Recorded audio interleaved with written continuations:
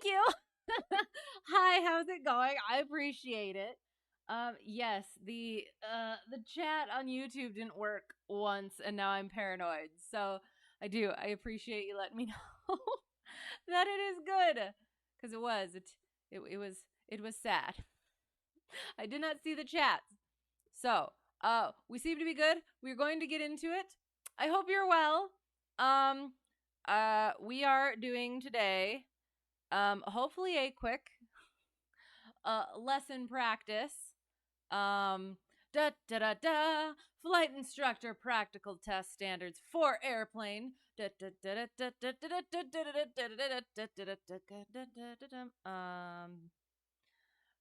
have been through that one, skipped some of them, went through night operations. Now we're on task I. The delay is better today, isn't it? Yes, I do believe that it is. I think, yes. I don't know what happened. I feel like it was the Siren Head game that did it yesterday. 2 days ago. Was it yesterday? It was yesterday. God. I am, yes. This is my life now. I don't know what's happening, what has happened, but we're working through it. Yesterday. Yes, thank you. It seems like it was so far away, but it wasn't. And yeah. We'll just continue, I suppose.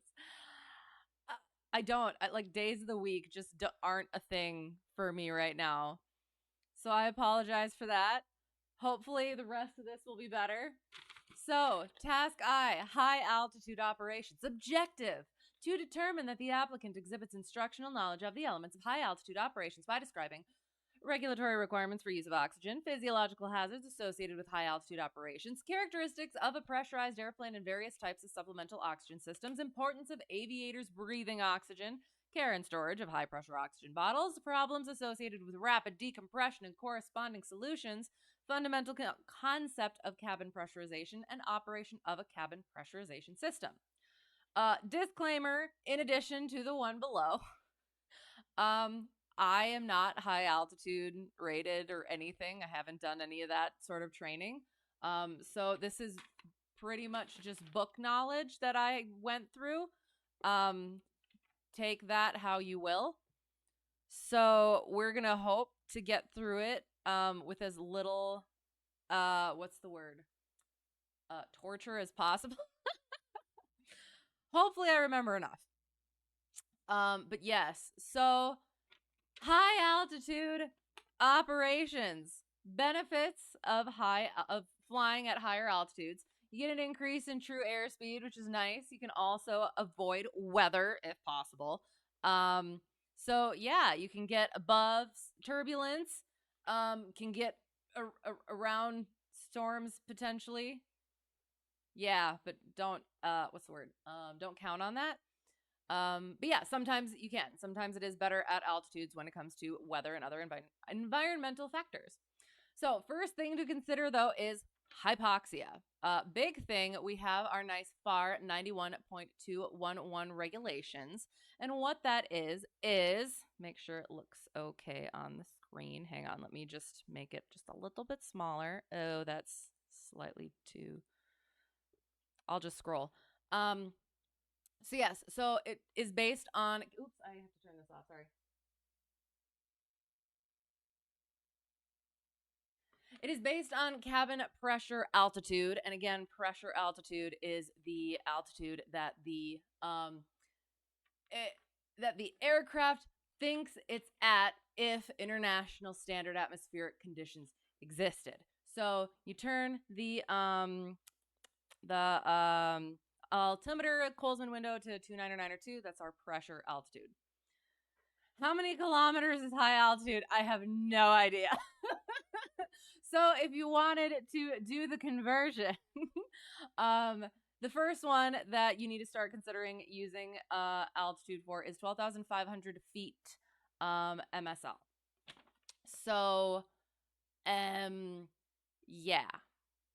So whatever that would be. So greater than 12,500 feet, any flight time Between that and greater or less than or equal to 14,000 feet, any flight time greater than 30 minutes, oxygen use is required by minimum crew required for the aircraft. I think it's like 3 to 4 kilometers, quite a lot. Yes. So these are specifically requirements. The recommendations are a lot lower than that. I think I might get into that. Yeah. It's a little bit lower than that.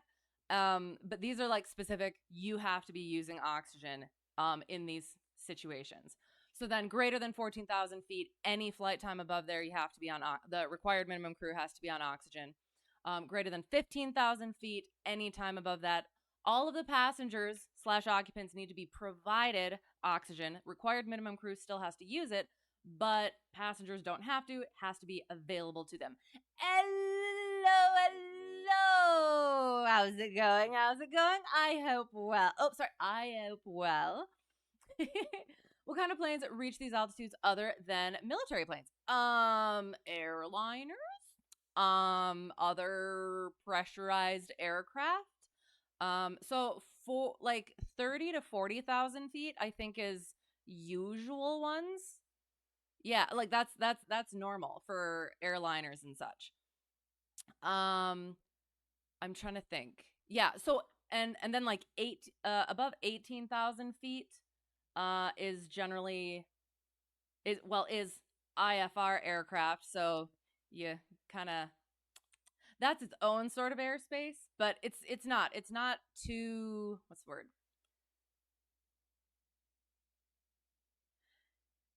It's not too abnormal. It's abnormal for the small ones, kind of, but not abnormal for any of the other ones. So then again, yes. So recommendations: being above 10,000 feet MSL during the day. During the night, I believe we talked about that. Yeah, we did. We talked about that last week for night operations. Above 5,000 feet, it's recommended because that lack of oxygen decreases night vision. Another thing to consider is that, I had a question mark of adding the time of useful consciousness. I don't have that stuff in here. So yeah, it's the graph or chart is, you know what? We're gonna quick find it. Hang on. Where is my cursor? I shall go to the FAQ.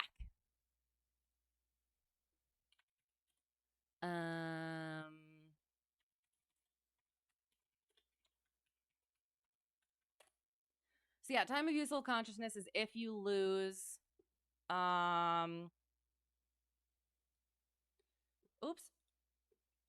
if you lose, if you're not on oxygen at a specific altitude, this is how much time you have of being lucid enough to do something about any bad things that might be happening to you because of this situation. Are planes allowed to fly at flight level 180? Oh, yes. So above 18,000 feet, which is, yeah, the flight level 180, that is strictly instrument flying. So you have to be on an instrument flight plan. You have to be instrument rated. Plane has to be instrument equipped, all of the things. But other than that, yeah, it's when I'm tracking planes and stuff, like if we're talking airliners, that's like 30 to 40,000 feet. In airliners, they have a pressurized cabin, right? Yes, so they don't need masks during normal operation. No, we will get to that. Kind of, I believe. So even there are things where even if you are at a certain altitude, or even if it is pressurized, recommended to put on your mask and keep on your mask and stuff. But is it a thing? So here is the, and again, I do not have experience in actual experience in high altitude operations. This is all just book stuff that I have gleaned from my studies. So altitude, time of useful consciousness. If you are not on oxygen at 20,000 feet MSL, I think, yeah. So, and I assume. So again, don't take this. I have to go back through this. I did not go back over this after I did this with my instructor.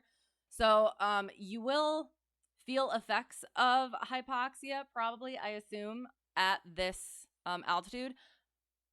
But so between 30 minutes or more, you have at least that time to potentially, hopefully, maybe take action, recognize what's happening, and yeah, do something about it. Get that oxygen going. 22,000 feet, 5 to 10 minutes. So like it drops significantly in just like a little bit of space. So yeah, if something were to happen where all of a sudden you lose your pressurization, that's about how long you have. Is that chart based on day or night? This one? Oh gosh, I don't know. Okay. That is a great question. I would assume that it's during the day, but I am not sure. So then I would. So this would be best case scenario. So then if you're flying at night, just assume it's going to be, I don't know, chop it in half maybe, if not more. Apparently the highest plane ever flew was 112.010 kilometers, technically in space, arbitrarily set to 100 kilometers. Nice. Highest a plane. So it was the space plane. Very cool. Okay. Yeah, I don't think that we get that high. Although it is funny, like the airspace. So alpha airspace is 18,000 is 18,000 feet. And then at 60,000 feet and above, it actually goes back to echo airspace, where you don't have to be on an IFR flight plan and stuff like that. It's a weird sort of thing. Hi-de-o. Hi, how's it going? I hope you're well. I'm gonna get this chart off of the screen, since again I haven't like really gone over it. So yeah, it's just an interesting thing to consider and think about. So yes. So another thing to consider as well, if you're on that oxygen, you can be subject to hyperventilation. There's a tendency to breathe more rapidly at higher altitudes. And the symptoms can be similar to hypoxia, so you have to make sure to determine which you're actually suffering from, the hyperventilation or hypoxia, especially if you're on oxygen. If you're on that oxygen, you're suffering from symptoms.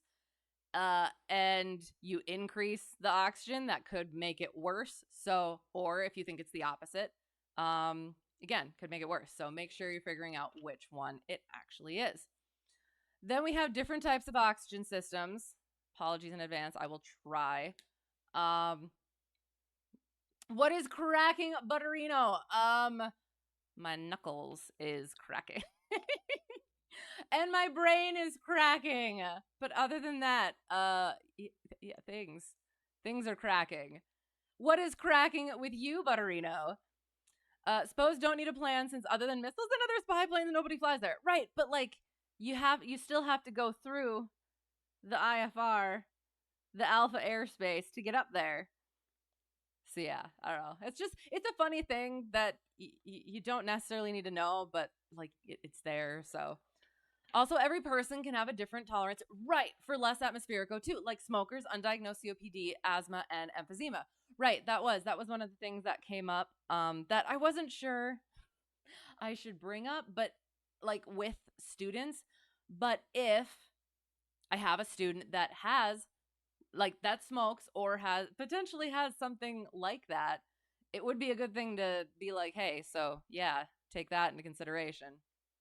Hyperventilation leads to hypocarbia, low CO2. Doesn't low CO2 lead to hyperventilation? I need to have that down. Please explain. Okay. Sorry. The hyperventilation is the rapid breathing, which leads to... Okay. Sorry. I completely, what's the word? Just like smash those two things together. Got it. Okay. Hypocarbia. I am potentially not going to remember that. I hope I do, but I probably won't. But that is, I appreciate getting that distinction because I didn't think about that. Not much, just trying to remember how to carve a turkey properly. Why are we carving turkey? That sounds delicious. Are you going to be eating the turkey soon? I hope it is most delicious. Right. Hyperventilation is exhaling too much CO2. Got it. Got it. Okay. Yeah. Smooshing those two things together. Definitely did that. Soonish. Nice. Oh. I hope your turkey is most delicious. I hope there are no chickens in that meal as well. Due to the rapid breathing, right? Yes, I did. I completely. There's a word I'm trying to think of, but I can't. Wait, we need CO2. Oh yes. So like from what I understand, this has been a while. The CO2 actually triggers the need for breathing, right? So like when you exhale too much of the CO2, your body thinks that you don't need the oxygen. So then it like kind of becomes a little bit of a circle thing, right? Thanks. No chicken. Okay, good. See if I check right on the 7th next month. Sounds good. Never imagined seeing this on Twitch. All right. Excellent. Are you excited? That's coming up. Are you ready? Do you got more things to go over? And again, do not take any of this. Do not learn anything from this. If you want to go over stuff with your CFI or do your own research, but this is just my practice and hopefully, yeah. So yeah.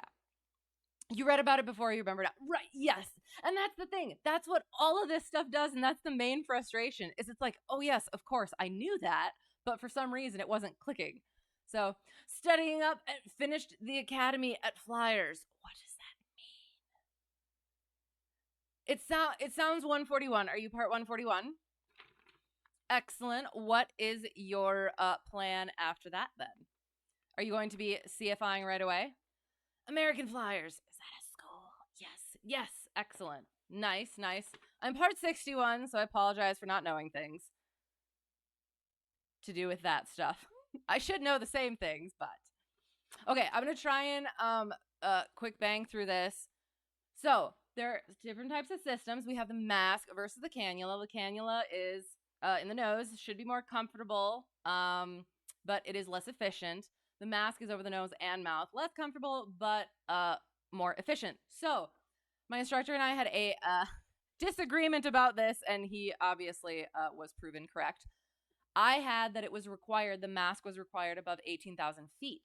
However, it is just that newer aircraft are required to possess the masks versus the cannulas. So yeah, I have to adjust that thing. Yeah, but it's just more reliable, so maybe go with that.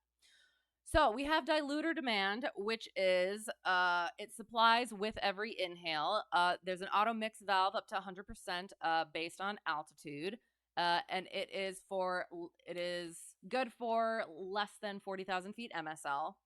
Pressure demand is like diluter demand, but it is oxygen under pressure above 34,000 feet, and it pressurizes the lungs with oxygen, so it is good for altitudes greater than 40,000 feet. Continuous flow is the stuff that you get with the passengers, the stuff that you are most familiar with. When you exhale, that reservoir bag fills, and when you inhale, the ambient air. Hang on. Yeah, when you exhale, the reservoir bag fills, and when you inhale, it gives you oxygen, and then the ambient air gets added when the bag is empty. Electrical pulse demand saves on oxygen. It also detects breathing and supplies for the inhale, and it can auto adjust for altitude. I asked my instructor, and I can't remember what his answer was, but like just from the FAC stuff, they seem like almost the same thing. So I'm still not quite certain what all the differences are, but okay. Thank you for the follow, Dismalicious X21. Sorry, that was really fun to say. For normal people, that is correct. What is correct? Your body's natural breathing drive is okay. is to keep the carbon dioxide level from getting too high. That is reversed with chronic COPD people who develop what's called a hypoxia drive. But you doubt they'd ever get a medical that would allow them to pilot an aircraft at high altitude. Then again, you don't know all the you're right, of basic med. Interesting. Thank you. Okay. Interesting. Yeah. How often do civilian planes that don't have a pressurized cabin fly that high up anyway? So that's when you will see non-pressurized aircraft, and they will just be using oxygen. So yeah, that it is a thing. I don't know how often it is, but it would be, I would assume, again, I don't have experience, specific experience with it, but I assume like the pressurization with the also having oxygen, having that redundancy rather than just relying on one thing, you know what I mean, would probably be best. But then again, I have to get to that point of actually knowing the things first. So the nuances of basic med. Okay, sounds good. Right. Hello, basic med. Oh, right. Yes, basic med is limited to 18,000 feet. And that doesn't have anything to do with, so it does. Shoop, there. So what were we talking about? Yes, so 18,000 feet. It could come up. Potentially. Interesting. Had forgotten about that limit. Which limit? Right, yes, the basic med. Basic med is my nemesis. I always forget all of the things. Love our aviation community. I know. Aviation community is best community. All right, so then our oxygen. If we have oxygen, we have them stored in containers, usually stored in high-pressure system containers between 1,800 and 2,200 psi. And because a lower ambient temperature results in a decrease in pressure, if the gas volume is equal, you need to make sure if it is stored in a cold part of the aircraft and it shows a lower pressure, it might not mean that the volume is any different. So being aware of that. The tolerance should be marked, usually 1,800 psi, before filling it. And it must use aviation breathing oxygen. It is pure, and there is no moisture in it, which would be could be a freezing danger if utilized. So then we will go to the pressurization concept. So pressurization.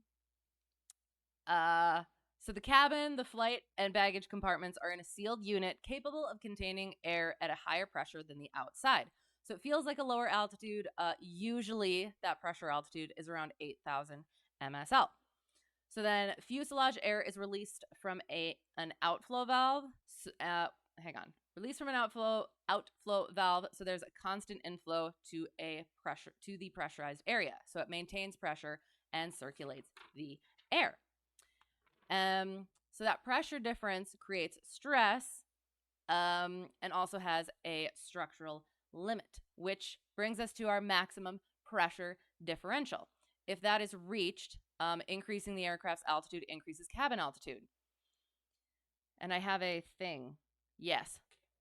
My instructor went over this with me. I didn't understand it, and then he went over it, and it made more sense. So you get to the map. So there's two different ways of doing it. So it's something about, I'll have to go over it with him again, but you set the altitude, the pressure. Hang on. We'll go to this and maybe it'll trigger my brain. Like your tire pressure reading low. Right, when the temps change from Iowa hot to Iowa cold. Right, exactly. Some aircraft is a calculated climb rate. I'm wondering if that's what I'm trying to express, but I still don't fully have the full concept because, again, it's not something that I do.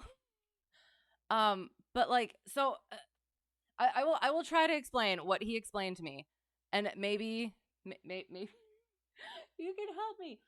So they set the thing, and then like they hang on. They set something about like 2,000 feet, and then like once they get up to that altitude, then it just the altitude continues to climb up until a ceiling. I'm gonna have to go over this again with him. So the idea that I had. All right, here we go. We will look at this thing, and then maybe that will help. So we have our cabin rate of climb indicator. There we go. We have that. And then we have our cabin and differential pressure indicator. So differential pressure is here. And then we have our cabin altitude pressure there. And yeah, so monitoring of your instruments in case anything happens, making sure all the things are working properly. The thing that I didn't get was that your maximum pressure differential is at red line. Like it just stays at red line. Question mark? Does that sound right? Does that make sense? Cuz that's how you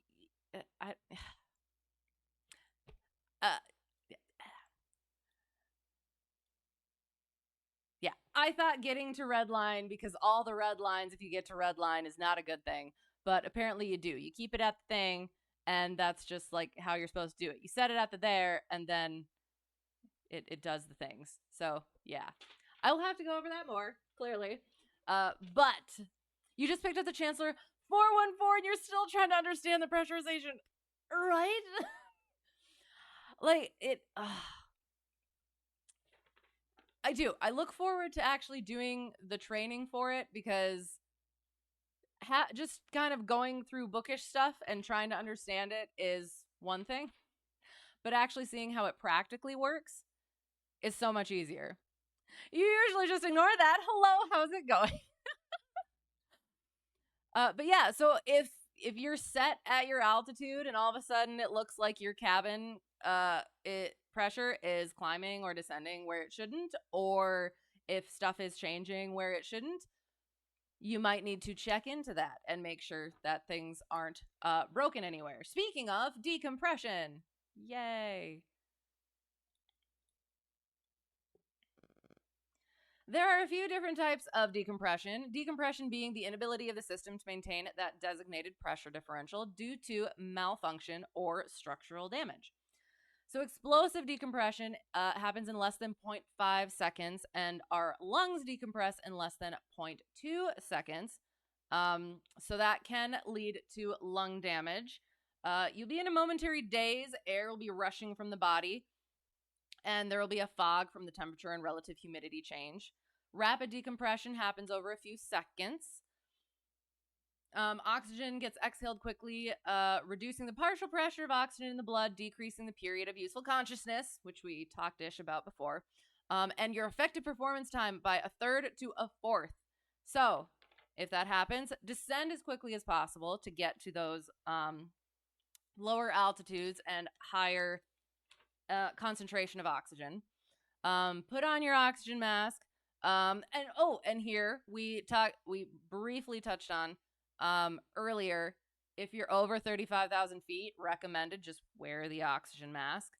And again, monitor your pressurization gauges and heed any warnings that are happening with them.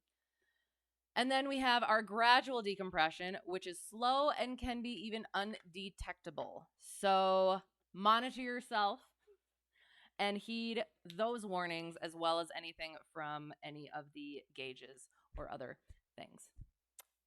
So yeah, that is high altitude operations. Yay. Let's get in the plane.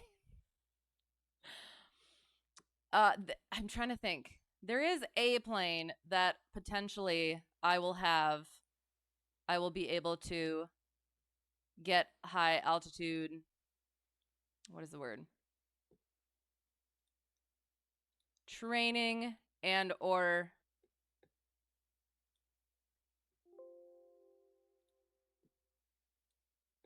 sorry. and or endorsement in. But that won't be for a little while. Plus, well, I'm trying to think. So there's the other thing about, like, yeah, just students don't go too high up. Oops. I told the story once about my instructor's student who was trying to get as high as he could in the plane during a solo. My instructor was freaking out about it, and it was a learning experience. Okay, generally a relief valve that opens up at the limit. Right. So any further increase in aircraft altitude will also increase cabin altitude. Right. So when I first was learning about that and going over this stuff, I thought that was in basically when things were going wrong, or if, yeah, basically when things were going wrong. But when I talked to my instructor, he said you use that in the climb. Like, that's just a normal part of operations, which kind of makes sense now, but at the time seemed weird. So yeah, definitely still much to learn about that one. But it was interesting going over it. I wish there was a little bit funny. I wish there was a little bit more in the FAQ about it. It didn't seem like there was quite enough, but maybe that was just me. Does the service ceiling factor into the design limits? For what? Because yes. Right, into pressurization oxygen system limits. To an extent, yes. More the other way around. Right. Yeah. Can an aircraft climb higher than a useful cabin altitude? Why would they design it that way?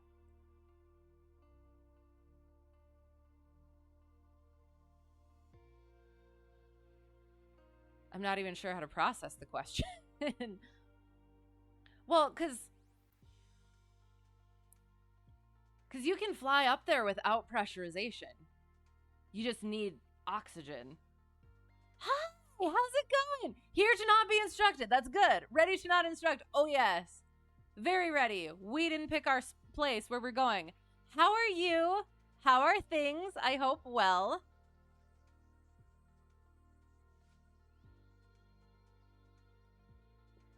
Oh gosh. Oops. This one. Except not that one. Interesting. What interesting? And where are we going? Somewhere the FR. From your naive student perspective, any plane that can climb higher than its oxygen isn't useful. That's why we have supplemental oxygen. So yeah, so you can fly up there. You'll see sometimes videos of people where they're flying around and got the oxygen on, and yeah. I don't know how much oxygen you could actually carry in order to have like a long enough flight for that, but exactly, plenty of unpressurized aircraft can go above the 12.5K, 14K, 15K, right, etc.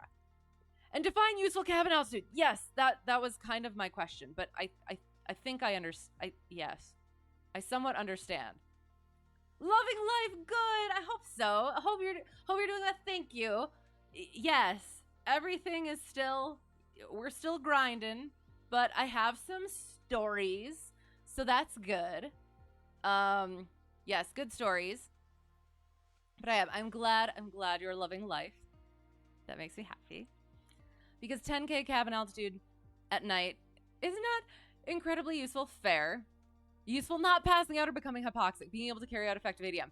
Right, and again, that is at that point you just do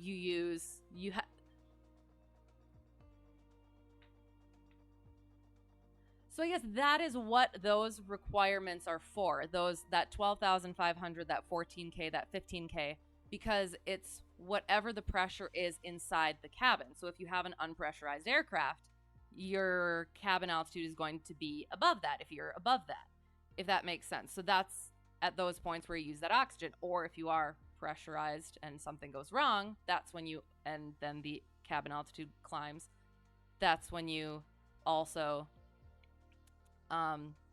use the oxygen. Does that make sense? So it makes sense that the design can be augmented with supplemental oxygen. Right. Yes. Yeah. So yeah. Yeah. Right. Also consider loss of pressurization. Right. Yes. So yeah. So basically, if ever the pressure altitude in the cabin is above those, you're going to want to use your oxygen. And in some cases are required to use your oxygen. Yeah. All right. Where we want to go? Not in there. Definitely not anywhere in there. Let's avoid that at all costs. How about since we haven't gone down here in a while, what if we go just like right smack dabbing right there?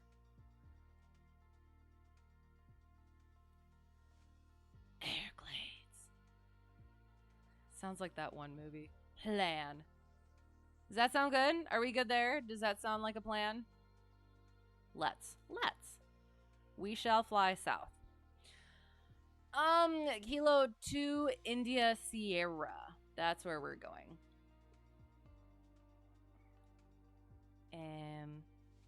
There. Yes.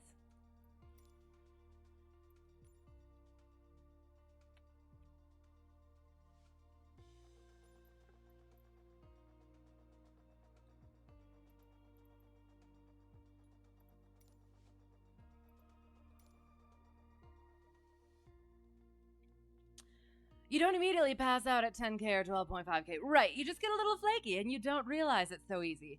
Right. And we did talk about the time of useful consciousness and stuff. But yeah, but then there are also like the requirements for when you're supposed to use the oxygen. So that also comes in as a factor. Pressurized cabin is more for passenger comfort. Maybe. Do they require masks for passengers? Sorry, I heard a strange sound. Do they require masks for passengers as part of normal ops? No. Above 15,000 feet pressure altitude, you have to have it supplied to passengers, but they don't even have to use them. They just have to be available. But if you want your passengers awake, you might want to have them use it. Start using some of your night vision, right, and possibly mild hypoxia, leading to some loss of upper function. I don't think that was ingrained as much as the other ones. Interesting. You landed there plenty of times. Excellent. All right, that's serendipitous. I love it. Legal limits are higher, but the practical limits not so much, of course, depending on acclimatization. Is 8K the usual setting? I believe so. That is what I got in my studies. Exactly. Don't realize that is what is happening. Don't need to train. You need to train to recognize it. Oh. I think I was going to put that in there too. I really want to go do that at some point. Hypoxia training. Very similar to diving. Yes, nice. Okay. And that was one of your favorite parts of training. Oh, gosh. I do. I think that would be interesting to find out. Not just, again, for practical purposes, but just for fun purposes. To find out what my reaction is. Do I have...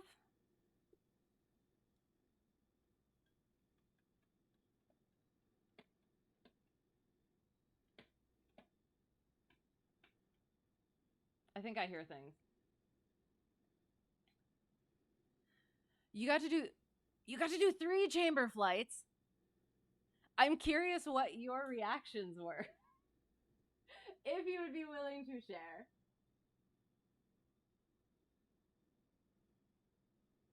There was, okay, so in my training for this, I almost want to, there's a video.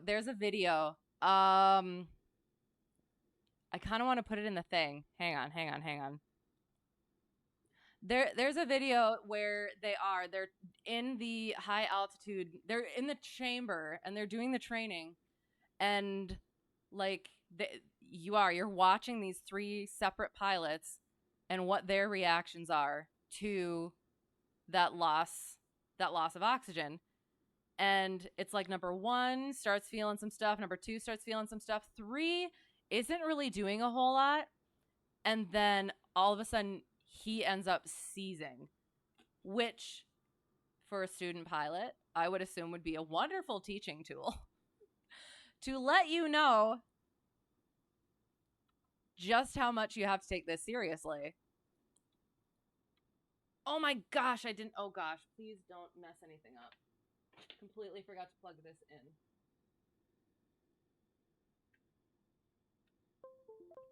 We were doing spooky games last night. Oh no, please don't tell me that that messed everything up.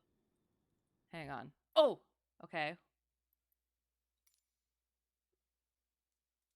All of the same, right? Yeah, we good, right? Okay. You're hypersensitive to your physical and mental state. You were like the second one back on oxygen. Okay, okay. God, wish you had a video of ours. You'll tell the story tomorrow on Friday night. Okay, sounds good. I am looking forward to it. That'll be awesome. Have to learn to recognize the effects because you don't recognize the conditions. Right. And there's like certain reasons where I feel like I would also be very hypersensitive to how I am, but I don't want to assume that. So, yeah. It would just be to have that actual experience. Aren't there only like a few? There aren't that many where you can actually go and do that. I wish they had more. See how beautiful it is? Gorgeous, gorgeous. And then we turn the night off. Should we do it? Nice little morning flight. Okay, so first we're gonna go take these. Oh shoot, can't do that. Hang on.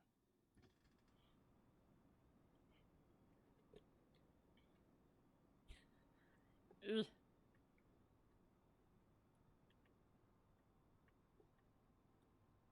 Some people get super dumb, some get tunnel vision, some get euphoric, some get really quiet, and some get angry. Right. You got tunnel vision. Okay. Interesting. And I would be curious medically, like what all contributes to that within the body that creates those differences. It's weirdly like recognizing you're drunk. So curious. Service ceiling, 14,000. Can we get the 152 up that high? I'm trying to think if I've tried. I think a long time ago I tried. But I think this one's service ceiling is a lot lower than that, isn't it? The 150 that I fly is 12,600. And I know that specifically because, again, my instructor student was trying to get up as high as possible. And he was getting pretty close. Wait, how am I able to go outside of the plane like that? Oh, like what? Like this? I just using my keyboard. And so you're just inside the plane like normal, and then you just go outside like that. Low oxygen to the brain. I know, but like what causes the different conditions? That's exactly what we're talking about. I think the highest you've been so far has to be under 5,000. At some point. I think mine was 11,000 for like half an hour, maybe an hour. Hypoxia, yes. Would assume that the sooner you get hypoxic, the harder. Ooh, it would be to recognize. Ooh. Interesting. Oh, slower. Okay. Oh, okay. Slower. So like the more gradual it is, kind of like the gradual decompression situation. Maybe. Yeah, like sort of like if it comes on fast, that distinction, that difference is much more noticeable rather than just starting. Yeah. I can see that maybe. Okay. So we take a picture of the hubs and the tack because that is how we pay for our plane. And then we go like so. Pitot heat. Nav, strobe. Oops, not strobe. Beacon. Taxi. Landing light. Flaps. Whoosh. Oh, but yes, sorry. Going outside the plane, it's just the arrow keys. is what I'm using. So yeah, sorry if I didn't like fully answer the question. I'm sorry. I am. I don't know what. Grass the pitot tube, feel that heat, turn it off.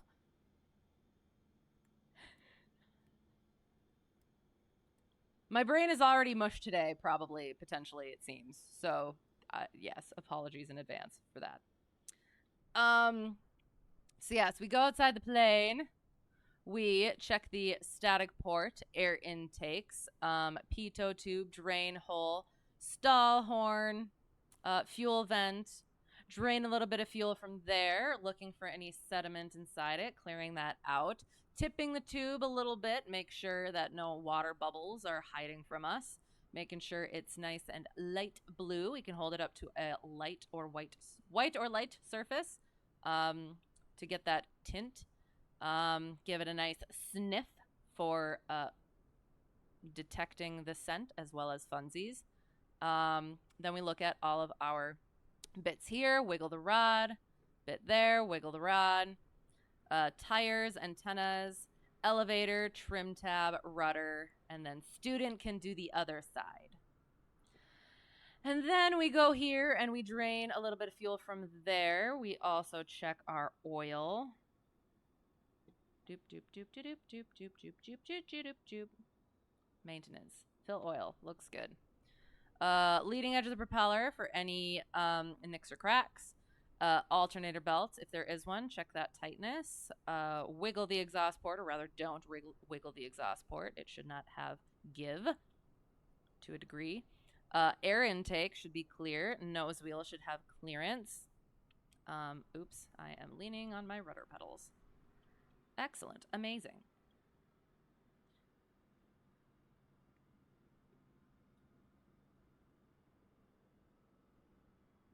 Going outside the plane, skydiving, but without the falling. So every time I exit an airplane, that is what it is, like skydiving.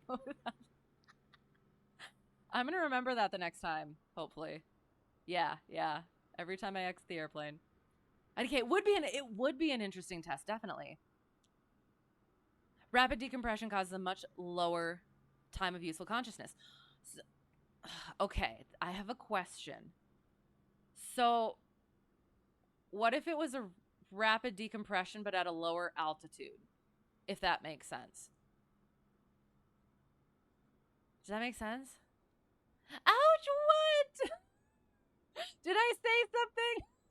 Have a great flight. Thank you. See ya.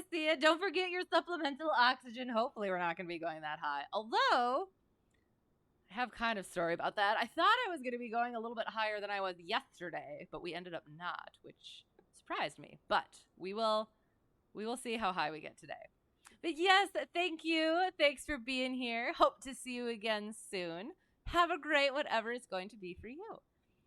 You're not learning here, exactly, but the ground crews are teaching dance moves. Wonderful. Luckily, you have no rhythm even when you had hearing, which, you know what? At that point, then you just get to have fun. Curious to see if anybody does a study on long-term effects of COVID with respect to hypoxia. Ooh, effects in pilots. At what point could you start doing that? I feel like somebody should have already started. You'd hope so. Okay, so, fuel's on both, trim for takeoff. Oh, wait, let me actually check it. Sorry, we're in a 150. Fuel is on. It's just on. Fuel's on both. Fuel is on. Trim for takeoff. Circuit breakers, but since we are in this aircraft, we will actually check them because they do pop on us. Okay, all right, excellent. Circuit breakers, but no talking during takeoff and landing. Seatbelts on at all times. Exits out the doors to the left and right. For now, make sure they're shut and locked. Whooshed, whooshed. Does the things. Seat track, back and lock, chicken. Avionics are off. Autopilot's irrelevant. Carb heat's off. Beacon goes on. Prime it. Oh, gosh. Okay, so I have been in the 150 for a while. Finally got back in my home airplane yesterday. which is a 172, and I knew that she needed more primer than the 150 does. And again, I was flying. I told a little bit about this yesterday, but I was flying with one of the owners, and he asked me, how many shots do you think it'll take? And in my mind, I knew I was going to be wrong, but like what I blurted out was like 2. And he's like, I think he's going to need a little bit more than that. I think he gave like 3, 4, maybe another one. I was like, ugh. I flew that thing for like 2 years, and I completely forgot. Ugh. But that was nice to know, being back in that plane, to get that back. Did I already? I don't know if I primed it. Did I prime it? We'll throw another one in there. Because, yeah, the 150 needs, like, nil primer to maybe 1 or 2 shots. So, yeah. Okay, prime it. Mixture's full rich. Throttle is slight. Clear left. Clear right. Clear ahead. Clear back. Can we make it turning around? I think we can. Can we make it turning? Shoot, hang on. Control P. Shift P. Shift P. We will just go back just up with my jet. Most places equipped and willing to do that have just gotten back to normal. Okay, fair. The effects are going to be around for a long time, and who knows how they'll manifest over time. Right, exactly. Oh, it's moving very slowly.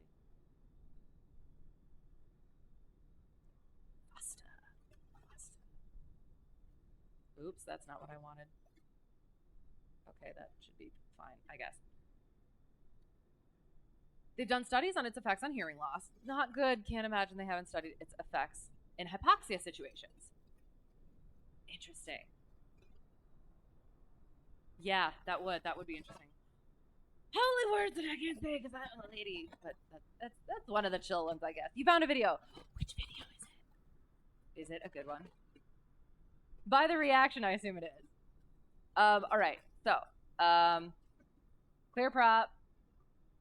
Shut. Oops. Shut. Lock. That's shut and locked. Boom. Boom. Whee. Gonna throttle up a little bit.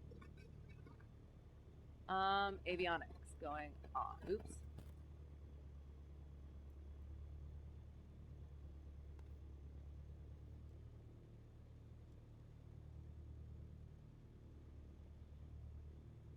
Is it video related to the hypoxia COVID thing? Wouldn't that be serendipitous? I don't know why that's my word tonight. Okay, so I have to do the things. So we are at, I guess I can throw that up there too. Kilo Tango India Sierra. Sorry. I definitely did. See, and again, I do stuff like that. It's not Tango. It is just a 2.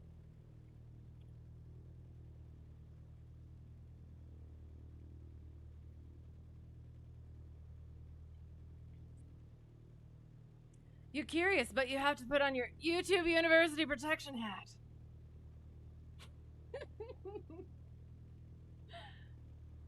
Oop, oh gosh.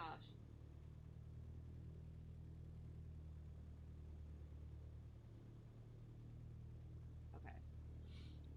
All right. So I have to do this as well. Sorry. So what we're doing today is hang on, I have to find the thing as well. I'm gonna try and just kind of walk through just the things that we're doing. I'm good at explaining things. Walking through the things that we're doing as we're getting to a point of well, okay, so as we're like taxiing and stuff, I will tell stories. I had a day yesterday that kind of actually made me forget about all the stories. Well, like 2 stories. That's such a funny shadow. I have 2 stories from last week. I took my written test. The 100% streak is dead, unfortunately. I got 98% because for 2 reasons. The One of the questions that I got on my test was one of the ones that Shepherd Air said that they were grading incorrectly. And I refused to put a wrong answer that I know is wrong. So I was fuming. I put what the correct answer was, even though it was going to be marked wrong, and it was marked wrong. And I was fuming so much throughout the rest of the test that I messed up on another one. So, less stress for the next time.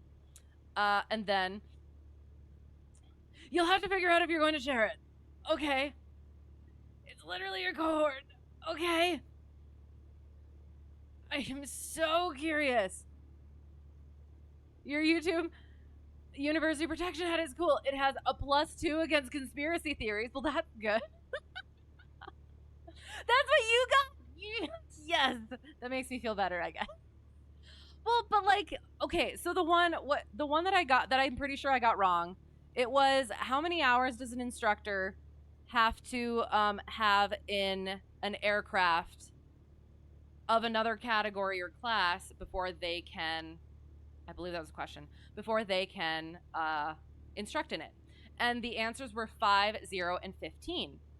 And I know the answer is 15, but I think that I put 5 because, again, I was fuming and all I saw was the 5. And I might have gotten it mixed up with the multi-engine tailwheel thing as well, that whole sort of thing. I'm so upset about it. But yeah. And then it was the other question that it asked for the true airspeed, so I gave the true airspeed, but it wanted the indicated airspeed. It's like, that's not what you asked for. But anyway, that's that. Yeah. So then, it was actually fun. My instructor had to take his ATP written, and so we planned to go take it together, to fly down and take it together. And weather didn't end up working out, so we ended up road tripping it. And that was fun. We had some interesting talks. He was a cop, so I got to ask all sorts of questions of things that he could talk about. But yeah, it was interesting. What was I doing? METAR. And then I gave my my performance limitations, I think maybe is what it was. Ground lesson. And that went fine-ish, I think. Gosh darn it. Oh my god. Literally nothing? Oops, I clicked the wrong one. Well, you know what we do then? We set it to... what's it called? Field elevation. I think it might potentially already be. Looky there. So it is set at 30.12. Does that jive? This says 3014. Let's see what happens.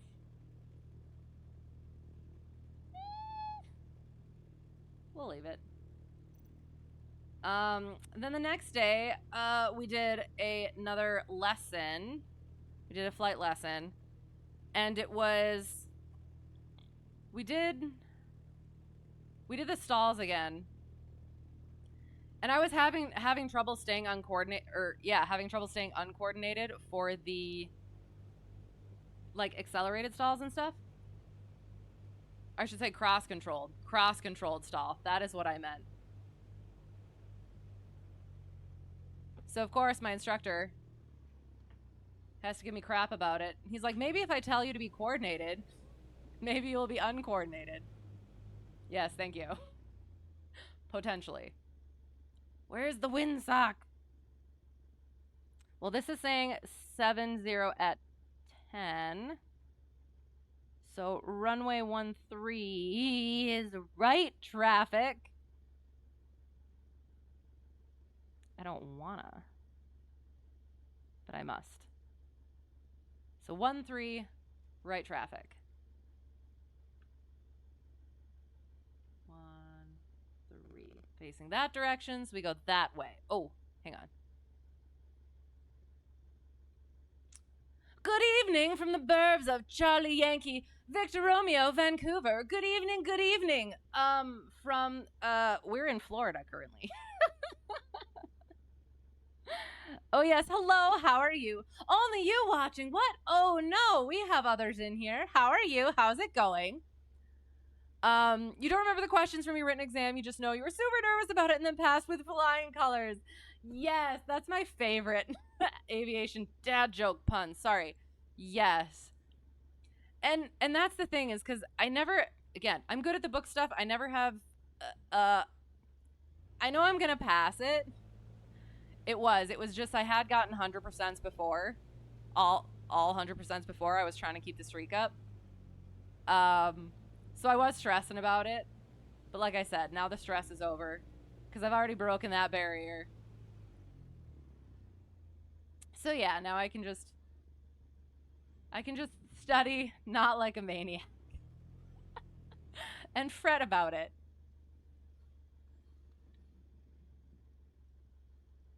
I'm pretty sure I'm going the right direction. Hang on. Something you always want to hear from your pilot. So yes, then we were working on stalls again. And it was basically he's getting to a point where he's going to be going to class soon, or training I should say. So I hope I'm going the right direction. Yes. He's going to be going to training soon. So I need to be able to be comfortable doing all the maneuvers, practicing all the maneuvers, and doing the scripts, going over the scripts without supervision. So that's what we were kind of practicing, is getting me good enough with the maneuvers that I can be comfortable doing that. It was but we'll get better at it. And then at the end of it, we had talked about this. I did my first right seat solo. Haha, yay. By the time we got to it and he's like, all right, go drop me off, I was like, well, you know, I actually feel good enough about it now that I probably wouldn't even need to do like an actual solo. And he's like, no, we're doing it. I was like, okay, all right, fine. So yeah, so that was nice. There were some things. What was? Yeah. I mix. He had been teaching me go around procedures for offsetting to the upwind leg, which I hadn't been doing before. And so I practiced that on just a stop and go. And I ended up getting a little bit lower on airspeed than I should have. Which, again, was good practice. Again, I know how to fly an aircraft. I do, usually. But yeah, just being able to get comfortable with that and knowing that I can go out and practice it on my own, work on the flows on my own, get better at the maneuvers on my own, is nice, is good. Ooh, nav light, taxi light. So run up. We check the things. Thing is good, thing is good, thing is good, thing is good, thing is good. Primers in and locked, mixtures best in power. All the good things. Brakes are set.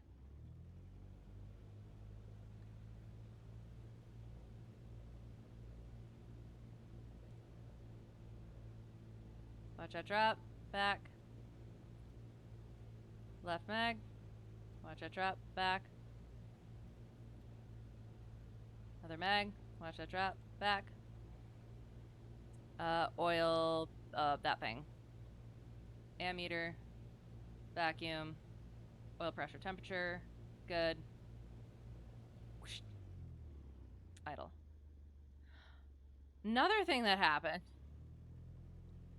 before we went out for that flight, we had to go fill up because the person before hadn't filled up. The fuel thing must not have been working.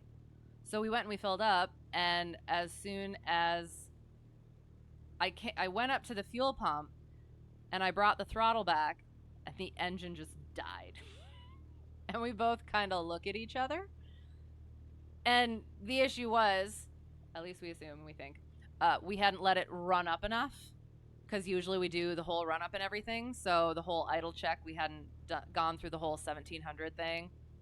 So yeah, that was a little nerve-wracking at first. Okay, I am going to throw fuel in. I did kind of forget to do that. Gosh darn it. So there we go. And then we're taking off from 13. Our wind is 070, so it is from the left. And yeah, if we lose power before the 1,000 foot, or if we're not off the ground by the 1,000 footers, we will stop on the remaining runway and troubleshoot. If we take off and we have remaining runway and we lose power, we will land on the remaining runway. If we do not have remaining runway and we are below 1,000 feet, we will land straight ahead, then 30 degrees. If we take off, have no runway remaining, we're above 1,000 feet, we will consider making a turn back to the runway. Otherwise, we'll do land within 30 degrees. Straight ahead. Our rotate in the aircraft that I fly is 65. We'll climb out above 75, but no, slightly below the horizon so that we can look for traffic. Up to, we have right traffic here. So we will, yeah, we'll just take off 45 degrees to the right, to the south. Okay. That happened to you after the run up, sitting short of the runway, cleared for takeoff. Was that the one time? I'm sorry for laughing, but that was such a good story. Went to idle and boop, did not go flying that night. So again, was it just you'd been waiting so long? I can't remember what that ended up being. And did not get to fly this weekend. No. Airplane had 0.8 left on the Hobbs before the 100 hour. So here's the thing. Couldn't you have just gone up and done pattern work? You would be in the vicinity. At least for 0.8 hours. 0.7 hours. Dang it. Okay. So it should be ready for you this weekend then. Yes? That always sucks. I was happy to get back into my home airplane yesterday because I hadn't for months now. And it was making me sad. I was happy. I was happy to be back with my girl. Okay. So yes, where are we? Airglades. Traffic. Cessna Hotel Tree 1 Delta 1 departing 13 to the south. Airglades. So we green, mixture full rich, carb heat, flaps, trim for takeoff, fuel, and go. Check for traffic. Check for traffic again. Such a funny shadow. Hello, how are you? I hope well. The center line is not in the center. Entered runway 13. Unless it is a, what's the word? An optical illusion. You canceled before you left your house. Was supposed to go on a scenic flight with a friend. No. Oh, darn it. The CFI who had the plane before you was super nice and sent you a text. That's nice. That is. Again, aviation community is best community. Ugh. Oh gosh, you know what I didn't do? Brain is mush. Quick, flight control check. Up mine. Up yours. Up ours. Excellent. Does the thing. Crosswind. Right hand. Yes. Right hand. 13. Crosswind correction is in. Hand is on the throttle for any issues.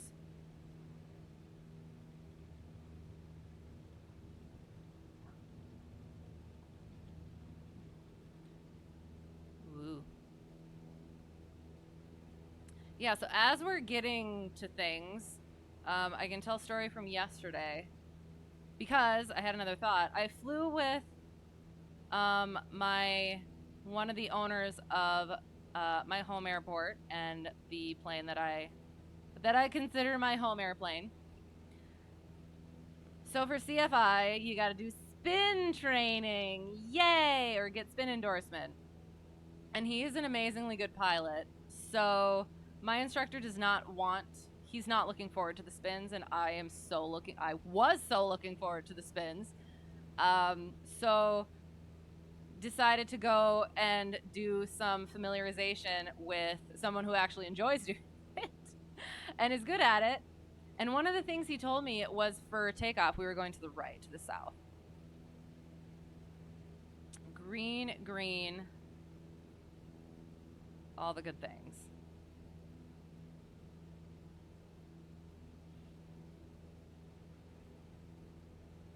So yeah, he said something when we were taking off about look at where the aileron is. I'm gonna have to ask him again.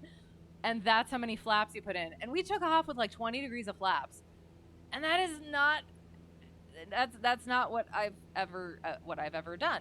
So yeah, we'll definitely have to go over that. And yeah, so we did. We ended up going and doing the spins.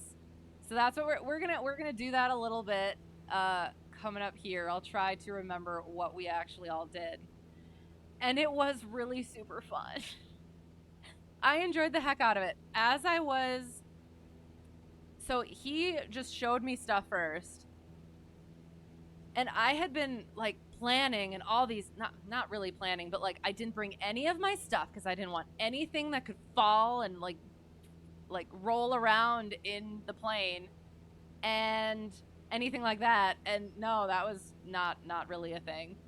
And then yeah, he puts it into a spin and it's just like, oh, okay, all right, this is cool. And the things that he was doing, I was so surprised that aircraft could do that stuff because I didn't think about it. With the spins, the airplane is stalled, so until it comes to like the recovery portion and everything, it's not hard on the plane. So yeah, we were doing some stuff that I was surprised that it could do. Just heard me drop a somewhat wordy turd. Oh no, what did I say? A new one, up mine, up yours. Right. Oh yes. You've never heard that. Which part? But yes, the up mine, up yours, and it is amusing and memorable. So, last week you learned the movie Airplane was based on a more serious movie that had lines almost word for word the same. Now you have to rethink your whole existence. Original movie was 0 Hour. That sounds like something that needs to happen now that you say that. How old is it? Could it potentially is it in the public domain? The 0 Hour? That could potentially be a fun movie night. So yes, and the other thing is I asked how far up we were going. I was expecting like 9,000 feet. And he's like, oh yeah, we can go up to like 4,500, 5,000. Like not even. I was like, oh, are you sure? He's like, oh yeah. You don't actually lose like all that much. And whenever we would get the spins in, it would be like maybe 500 to 1,000 feet. 1957. I think it's either 70 or 90 years. 70 years. Dang it, it won't be. Well, we'll see. Which plane? Hello, how's it going? Which plane for what? For what I did spins in, 172. People who created Airplane bought the rights to 0 Hour for $2,500 so they won't get sued over it. Ooh, okay. So that could be things. That opens up possibilities, potentially. All right, so yes, we're going into some looking to be very unpopulated areas. So that will be good. That will be nice. I will try to go over some stuff. So straight and level flight. We're still climbing. Well, I guess, yeah, so not straight and level flight, but we're still climbing. We can pitch for either an airspeed or a rate of climb, so feet per minute. Instead of watching our instruments, make sure you're looking out the window. Find where you're going straight. Pick something out there towards the horizon. Aim for that. If you start getting off course one way or the other, adjust accordingly. And then we will do some clearing turns. Did spins in a 172 get it light enough for the utility category? Yes. Rip your spelling. Yeah, it's absolutely fine. I can usually read through the autocorrects and thumbs. Yeah, no, and that was the other thing too. So he disconnected the vacuum system because spins are hard on those. And I did when it came up that I could do it in that airplane with one of the owners. Those were all of my questions. Like, really? That's okay. That works. And it was yeah. So yeah. So he did. What I wanted to do is I wanted to see how it worked first. And so he showed me, and basically it was like my brain just could not comprehend that this aircraft could do those things.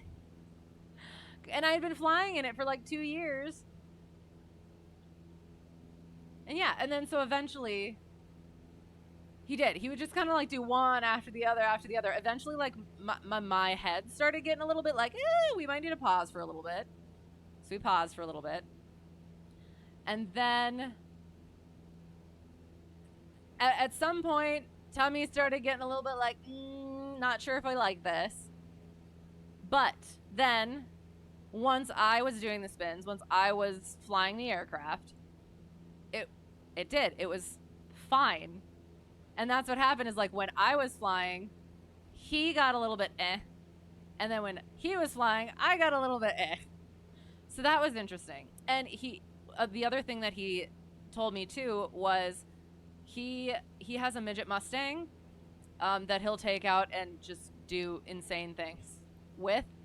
I have seen it. It's amazing. And like the first time of the season with that, he'll get a little bit and then it'll get better. So that was an experience, actually feeling less than great in an aircraft. We are going to do some clearing turns as we get up to our altitude. Check in. Hello, sorry.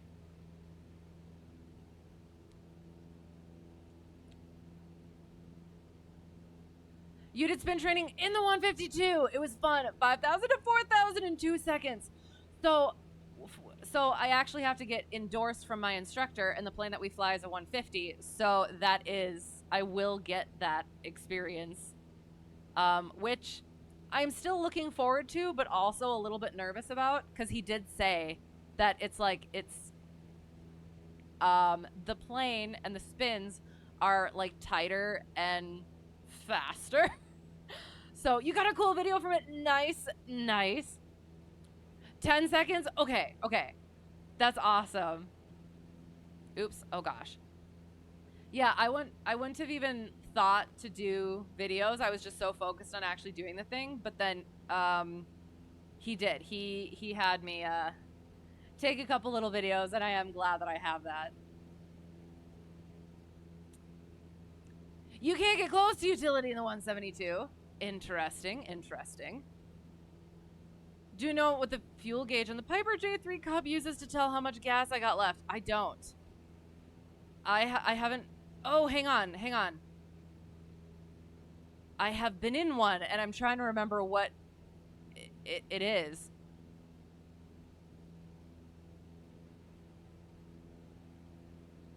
Spins are fun in a Cessna Aerobat. Hello, how's it going? Yes. Ooh, I would be curious. The comparison of the two films. Okay, I will right-click it. And I will look at it. Oh, God.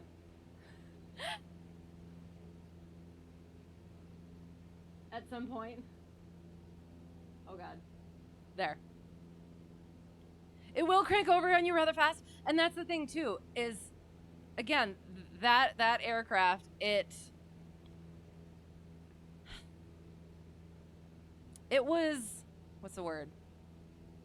It wants to get out of it itself. So as much as I enjoyed doing them and I felt eventually good doing them, I would at some point like to do, I guess the 150 will be somewhat that, but I would like to do more at some point in ones that aren't as forgiving to really get the process down. So yeah. Still shock spin training is not a thing for PPL. It used to be, right? Yeah, but I mean, it's not required, but at the same time, you can. So where it will just tend to get out of it. Right, it does. It wants to. So I had to actually, I'll go over it. We actually had to hold it in the spin. So yeah. 10 gallons of fuel and a really light instructor, you can get it. Right. And that was one of the things is I got there and I pre-flighted and I just made sure not to put fuel in. Because we'll go up one more. Because that was another one of my things as well. Aerobat pretty much a 150, 152. Oh, 152 with an inverted oil system and quick release doors. Oh, okay. All right, so I will. I'll find out ish once we fly the 150. 152 though, the recovery is seriously just let go of the yoke. Right. Yes. And that was too. Yeah, I will. I'll go over some of the things that like I got wrong and I ended up doing. Yeah. It was a strange experience, but at the same time, like, eventually made sense. A float on a rod. I'm not sure what that means. Is the fuel gauge for G3? On a rod on your hood. That is the fuel gauge for J3 Cub. Oh, and the suspension is a bungee cord. I love it because it can't fail, and it sounds so redneck. Right, fair. I'm trying to think because I did. So my I had an elderly relative who kind of solidified me getting into the flying thing. She was a pilot in the 50s and 60s, and we actually found we have her logbooks and stuff, and we found the plane that she soloed in, and we contacted the person and we went and we were able to see it, and it was a J3 Cub. So that sounds familiar-ish. I'm gonna have to go look at the pictures that we took. That's really funny. Can be done quicker, but the only required movement to recover is to let the plane be stable on its own. Right. One of the things though, like just letting go of the yoke with this is one thing that I ended up getting a little bit much is letting it dive a bit too much in the recovery. And then in that recovery ended up getting a little bit too high on airspeed. And yeah, so I'm trying to remember. So he had it trimmed back quite a bit. But like he had it trimmed back, but I don't know. I'll try to recreate it, but we'll see. One of these days, we'll have to fly with you in the T6. Yes, that sounds good. I like that. I like that idea. Note of concept, a multi-engine can't recover from a spin. Most manufacturers don't test it. So don't get in one. I don't think that I had heard that. I'm trying to... Okay, that's good to know. Night always fun and interesting. No, I'm learning. Yes, absolutely. No learning is to be done here. Thank you. Thank you. I appreciate it. And I appreciated your input in the medical parts. So that was cool. Thank you. Good night. Good night. Have a great night, I guess, since you did say night. Hope to see you again soon. And yeah, all the good things. Next summer. Oh yes. Oh. It's almost winter. I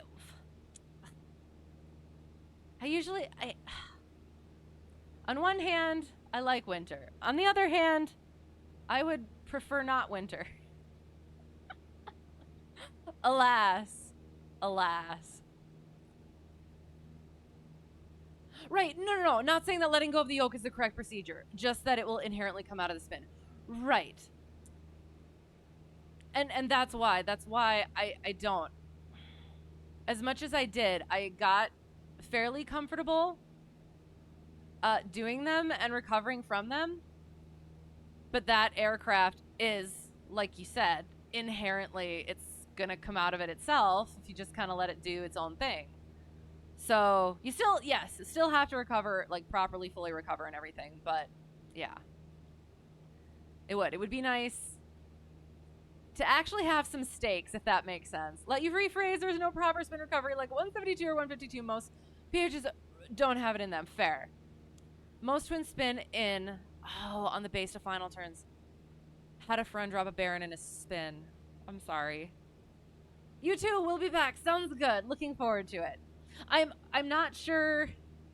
I have to figure things out. We will be doing one more spoopy game night. I'm not sure which day. And then I think the flying we might have to move to like Monday. So if that helps at all.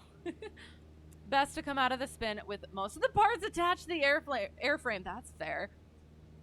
Also, even more so than me, I'm no instructor. Only have 68 hours of flight time.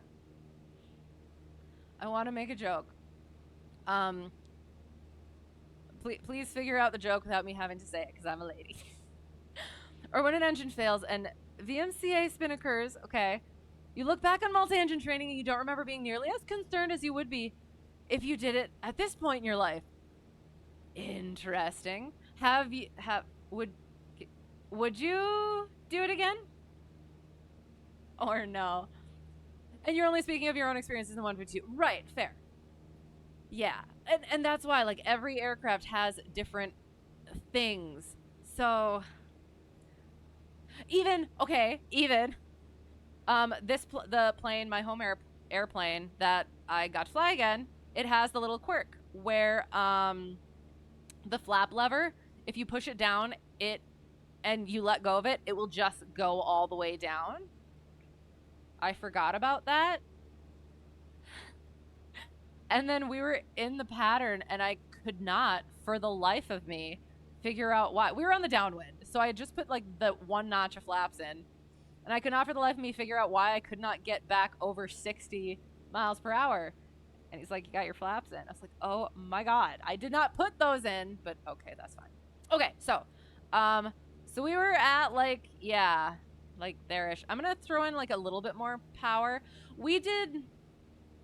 like power in-ish spins. Hang on. Let me get, because so we did it with power in, because otherwise with power out it like just does not want to spin. So we get on like a heading here. Yay, excellent, amazing. And just kind of, I'll bring it out like a little bit more, see what happens. Get it to that stall. Oops. Oh gosh. Don't do that. Gentle. Oops.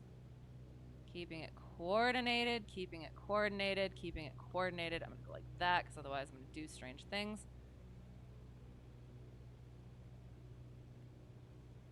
All right. Bringing it.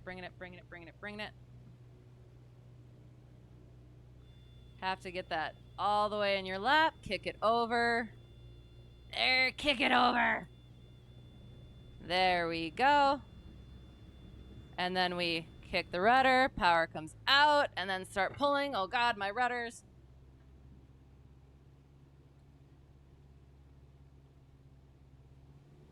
Yeah, that thing. So yeah, we did that thing.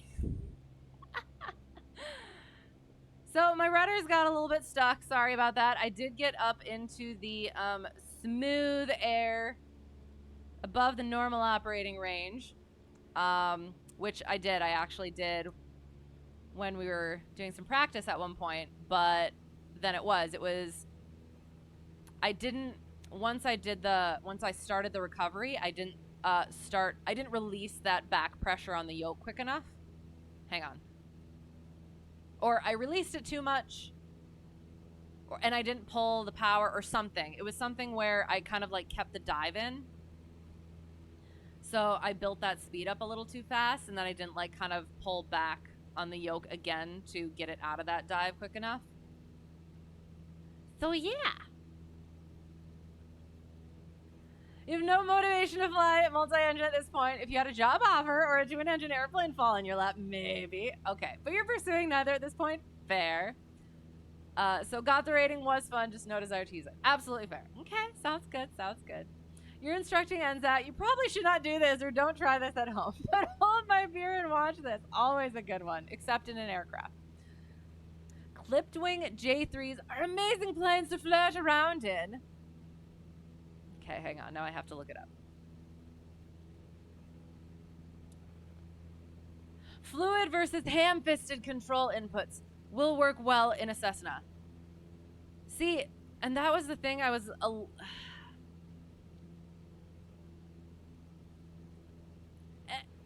So when he was flying it, it looked like it was a bit more... Like... It was a little bit more wrestled. But it definitely could have, like, it could have been fluid, but it just seemed that way to me, that it was more wrestly. Clipped wing J3. Oops.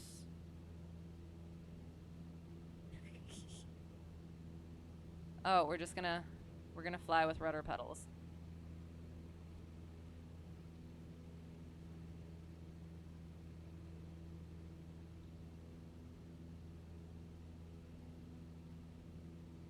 All right, so what does the clipped wing signify? What does the clipped wing mean?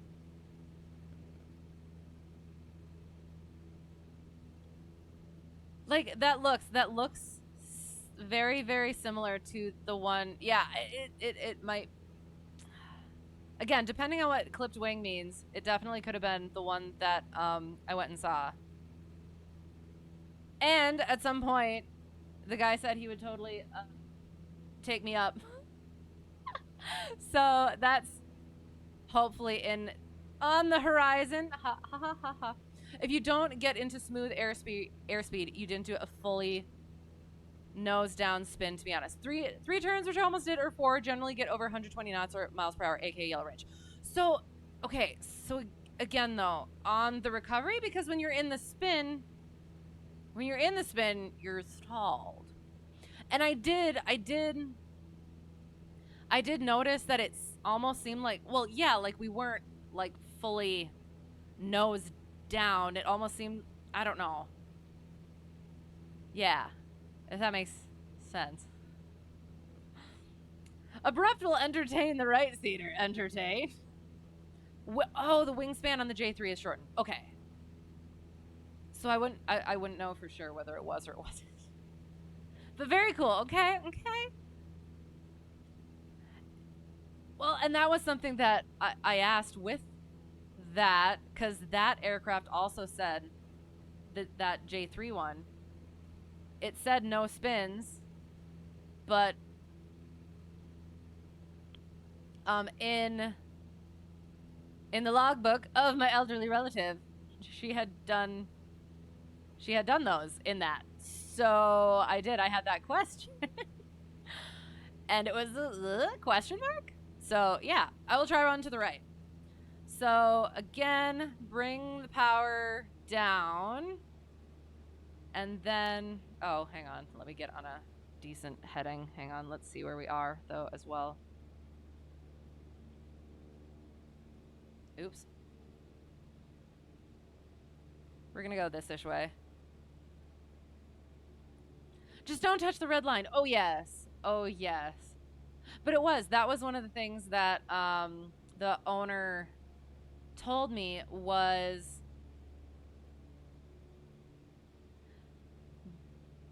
doing it the certain way, he can pretty much always, I can't remember the specific number, I think it was like 100 miles per hour, like keep it around in that area, the recovery. Which is good. And that's why, like, I ended up getting a little bit into the yellow range once, and then every other time I think was a lot better. We'll try doing one to the right. I'm trying to remember. Oh, okay, yeah. Hang on. Because, oh, that's the other thing I didn't do. You know what I also didn't do? I didn't keep the yoke in my lap. That's what I didn't do. Okay, so we went like so. Pulled, oops, keeping it coordinated. Keep it coordinated. Keep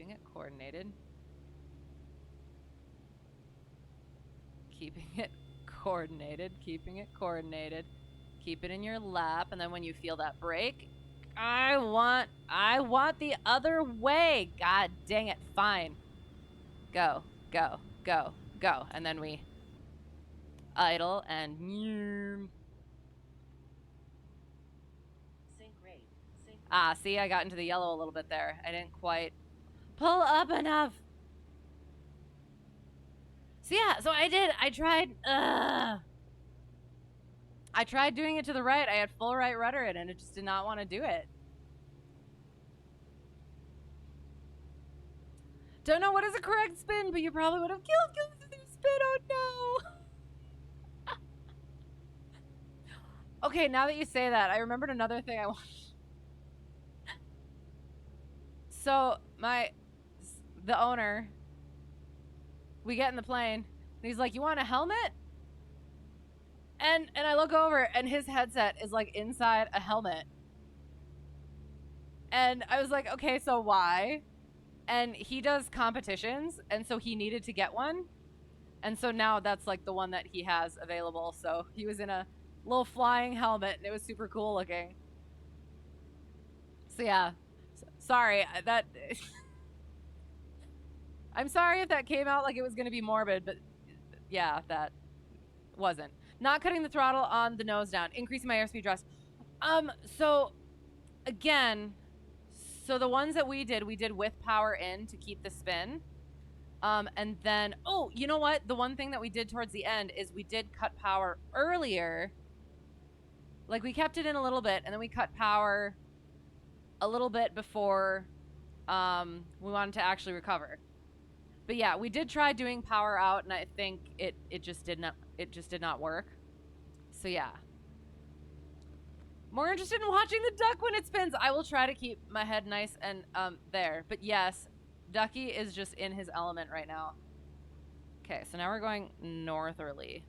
We want to go easterly. And especially if the duck is named Goose. Oh, you know what else? Check in. I think the last name that we spoke of was Stallworth McDuck. Oops. All right.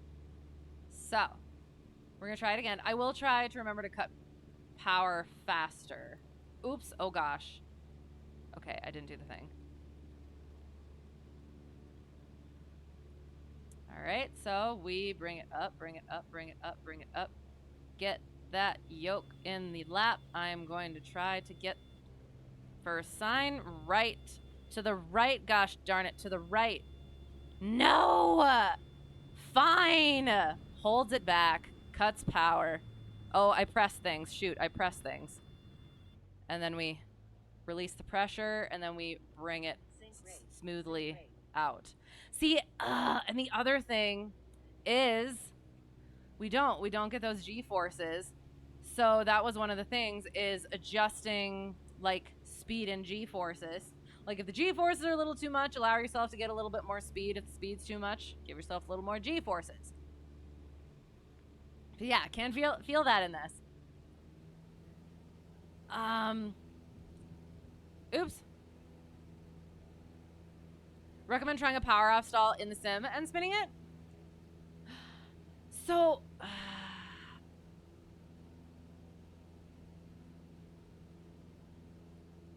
I'm trying to think. So again, things I think about then, the fact that with the power off stall, are you talking landing configuration or not landing configuration? Because I would be nervous with all the flaps and stuff. And then look at my recovery airspeed. Okay, interesting. Flying in a helmet is a pain and hot. Leather helmets are better. Oh, okay. Okay. Try entering in a right bank. Oh, okay. Spin at minimum controllable airspeed. And that's what we're doing, isn't it? Skidding. I will try. Then kick it over. Okay, I will try. So yeah, what we did is we stayed coordinated and then kicked everything. But I will try. Won't get it to spin right with the power on and coordinated. Okay. Keep it clean. Okay, all right. So power off, right bank, kicking it. Okay, all right. So.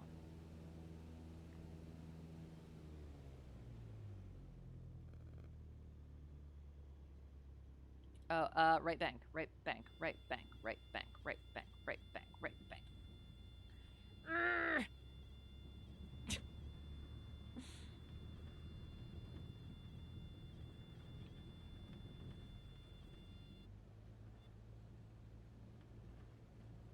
Ooh. Oh, and then not getting into a spin the other direction is also a good idea. Ah, okay. So, I didn't... I guess it's fine if I'm trying to spin to put the aileron in. But, like, my brain is like, it's a spin. I shouldn't be adding aileron. You know what I mean? Does that make sense? The speed for aircraft to have a certain speed for not being able to control it. 152... Oh, were you asking a question?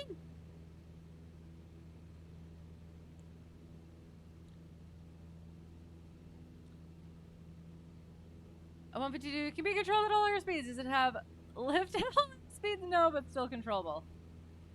Interesting. Remember with power fighting the prop as well. Oh, okay. The duck had a really pronounced lean. Did he? I wasn't quite paying attention. I was trying to fly the thing. Hello, Mrs. No. Honestly, like not even suit. Hello, by the way, how's it going? It's gonna be a bit yet. Yeah, like I'm finishing up my last 2 ground lessons with my instructor, hopefully next week.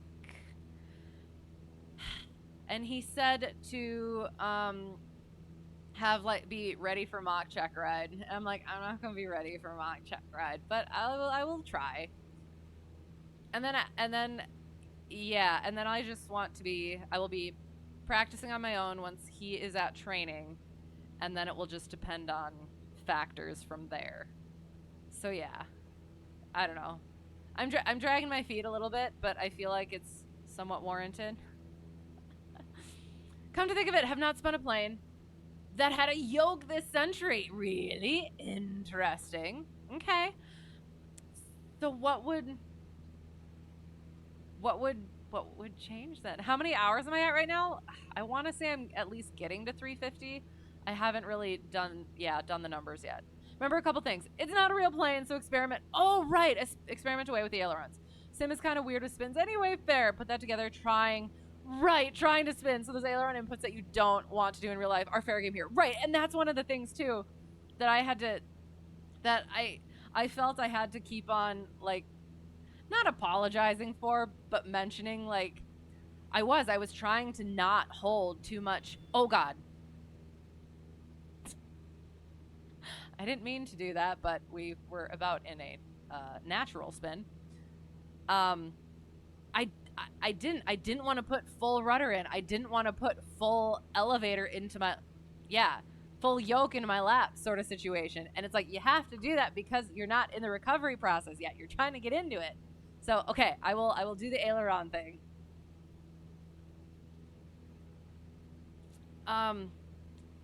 You were taught MCA in 152 and it was around 30, 35 knots, but it was in 1993, so you can be way off. Like, all of the aircraft that I've been flying are in miles per hour. So it's I feel like then it's like, what, 35 to 40-ish, maybe, kind of. Just went for your Cat 1 medical and basically took the first step to CPL. Nice. Okay, so what's your time frame? You know, when you tell me these things, I'm gonna get ahead of you. I feel like that's fair payback. Yes. Awesome. Do I have all the technical subject areas covered and are able to teach them? So I have all of my. I did lesson plans for all of them. Went through. Now I have to redo all of them with notes from my instructor and just generally polishing them up and getting really solid on them. I just have the like the pre-flight areas. I have one more of those and then the one maneuver lesson, ground maneuver lesson that I have to do. And then after that, then I will do that. I'll go back through and do all of them and just be practicing, polishing. Yeah, and then practicing right seat and getting through all those flows. So, yeah. Teaching aspect is huge. Right, exactly. And that's the other thing too is I have to finish getting through the book of the FOI, and I want to do that before I go back through all of my lesson plans so that I can really kind of but like more deliberately insert stuff like that and be aware of how all of that plays into it. So, yeah. Have to fly XB12 to see, how they modeled it. Which one? Hang on.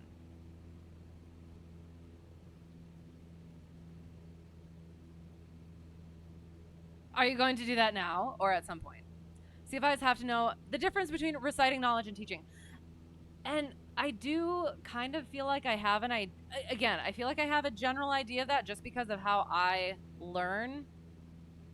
I kind of know whether I'm just spewing stuff and whether I actually understand it. And that's been, I think, one of the most frustrating parts of going through the lesson plans, trying to figure out the lesson plans.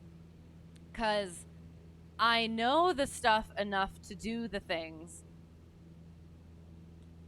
but at some point I don't know the stuff enough to speak the things.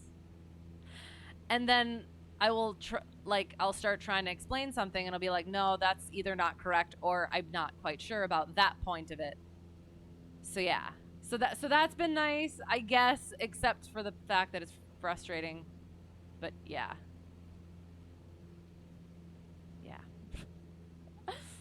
Think about the term minimum controllable airspeed. What is the definition of minimum controllable airspeed? Can the aircraft be controlled with the engine powering it? Or does the aircraft stall before reaching that point? And that's minimum controllable airspeed is just VS, correct? And then the VS1 and VS0 are just in the specific configurations. Just announce you have a 6-year long-term plan to get an ATPL. Nice. Okay, but first instrument rating. Right, fair. And how is that going?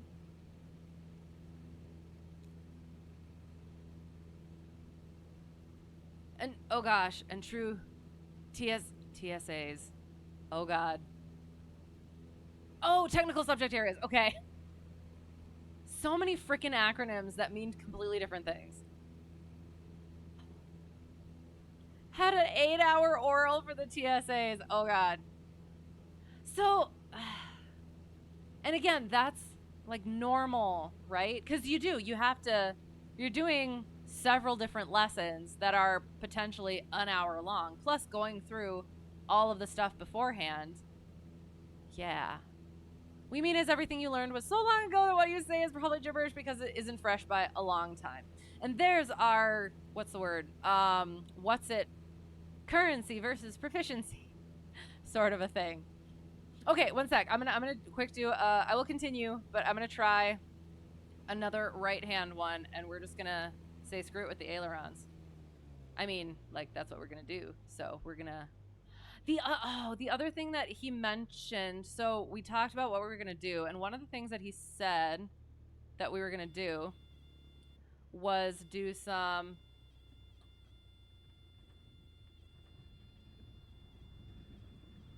whee! Look at Ducky!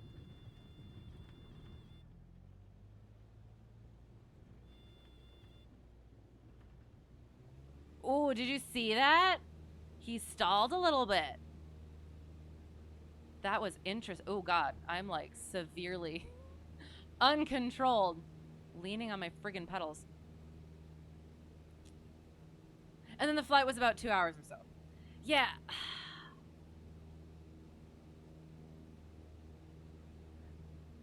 I have. I've heard that the oral is the hardest part. But again, book learning comes easier for me, so I'm hoping that that'll be good. I feel like I'm more worried for the flight part, although I might change my mind about that once I re-go over all of my lesson plans. But interesting. So where did you go from there then? Well, at some point now you're looking for a chocolate bar, eyeing the Halloween stash. I'm so excited for freaking Halloween. Oh, yes. Halloween is excellent and fun. Thus, the pumpkins. Do you see Chicken? All right, hang on. Do you see Chicken? Can you guess what he is? I was proud of my impromptu, improvised Halloween costume for him. What candy bar are you choosing? You recently learned that you can hold a 172 at sub 45 knots as long as you're coordinated. You wouldn't stall the plane. And okay, and that's the other thing is we were coming back. I can't remember what specific. Oh, because I was explaining that I had started coming in too quickly on the landings. The airport that I fly into and out of, you need to do like short field kind of operations. You need to come in at a lower airspeed and stop quicker and everything. So I'd gotten used to that. And now my instructor has a different philosophy. My current instructor. So I have started being faster on final and having longer rollouts and stuff. So I was like a little bit nervous about that. And all of a sudden, the owner of the aircraft, he's like, all right, my controls. I was like, okay. And he has it. All right, hang on. I'm not sure this one will quite do it. But yeah. No. No.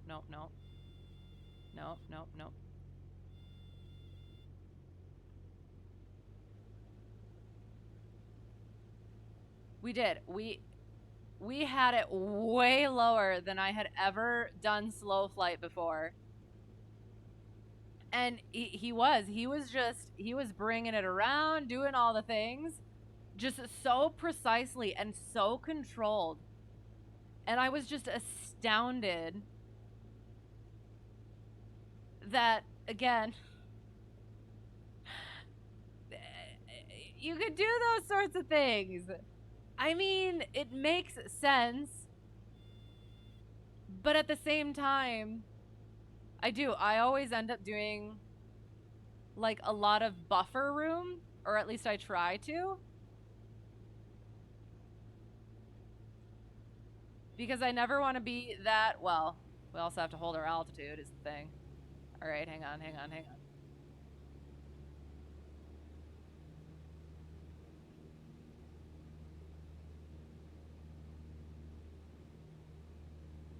But yeah, so that was getting it down to those really low airspeeds that you don't train in even.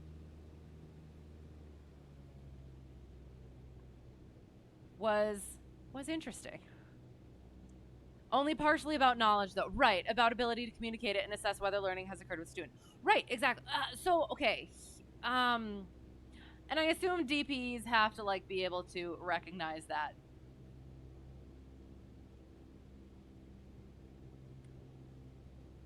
And I guess I assume that's part of their training process as well. Because, I mean, the DP isn't going to be learning anything from my teaching. So, yeah, and that's the other thing too is, again, for all of my other check rides, I was kind of okay with just like training to the check ride. But like this one, I want to be able to, I don't want to be just training for the check ride. Even if I put off, like if I get through the check ride and then just put off actually getting students until I go through stuff more, even, I kind of want to be doing both. If that makes sense. Yeah. I guess I could just recover now. Oops. Wrong button.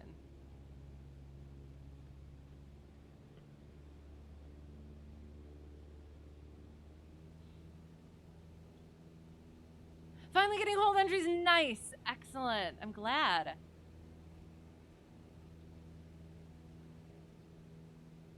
And get a good strong headwind. Get zero airspeed?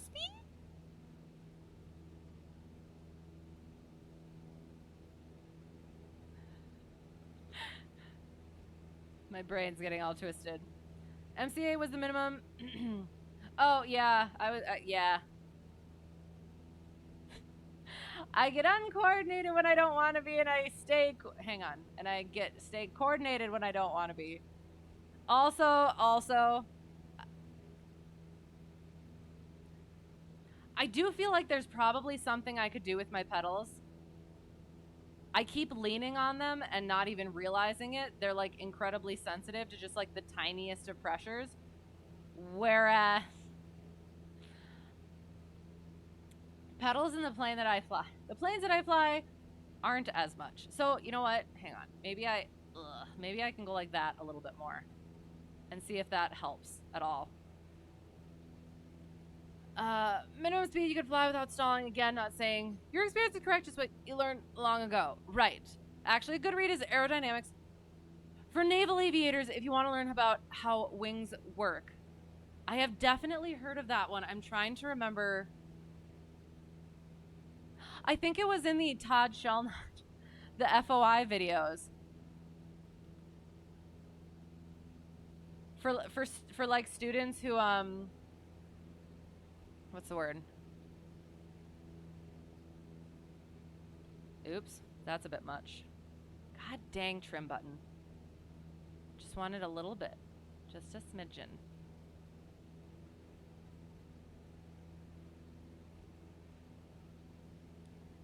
Aerodynamics. Yeah, for like those questions that you want to know more about, or that for students who want to know more about it. For students who want to know more about it, but you don't want to get into it in, oh, that's not the right word. But you don't want to get into that with,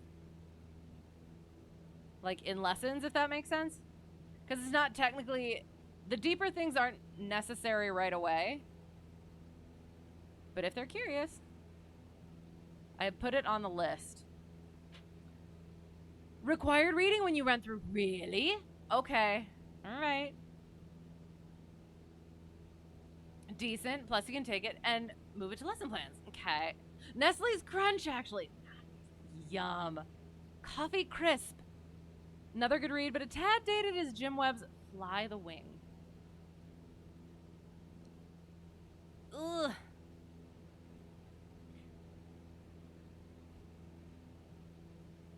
Adding it to the list.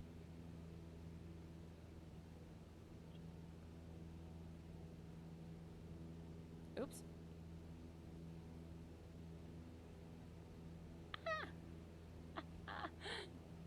Like, muscles are gonna work out when you're flying. Right. Well, and that was one of my questions, too, for, even just, like, when you're CFI and you have to have your appendages near the controls just in case something happens, and you're just hovering your feet over the pedals because you don't want to put your feet on the pedals because then that applies a little bit of pressure. Student can feel that, and then it's like you don't trust them and you're not letting them do stuff. So you got to be hovering. You got to hover foot that, and your ankles just die. Who is the CFI here? Not I. So yes, no actually learning anything here. We're just practicing and stuff. Light crab sucks. Slow flight is amazing to master. Just think about what you were getting the wing to do. Right, exactly. But it was when we were doing that, it was a lot slower. Oh, we're gonna start moving upward. Yeah, we're gonna start moving more northerly. And again, and that was seeing what that airplane could do when handled not like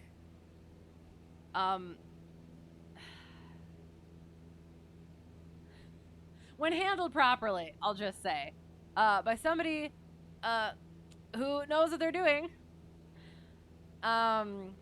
It was nice to be able to see, and yeah, to definitely kind of get me out of the hesitation a little bit, because I am still a little bit hesitant in certain respects for how to control the aircraft. So yeah, like the one other example. Yeah. Oh yeah, we're gonna be a little bit. The other example I can think of is I went and met with my DPE before my private check ride, and we went flying, and I can't remember if he asked if he could show me something or if he just did it, and he bops it into a rather steep bank. I can't remember what angle, but it was much steeper than me as a private pilot had been in before. And I was just so surprised. And then it was like, oh, okay. So me just getting to 45 degrees is not going to be an issue.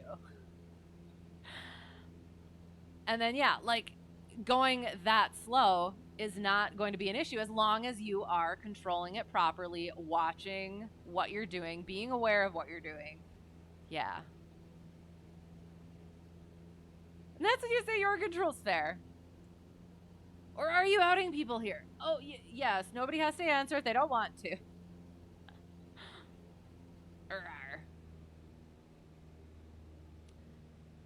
And yes, you did all the training before walking away prior to your check ride many, many years ago. And recently got your AGI and IGI.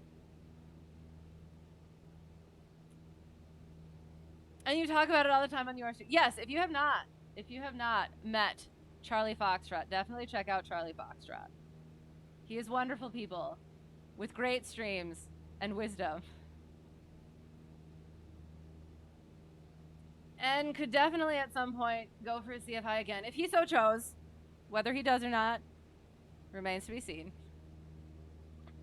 If the examiner learns something one of you messed up, not necessarily. I'm trying to think.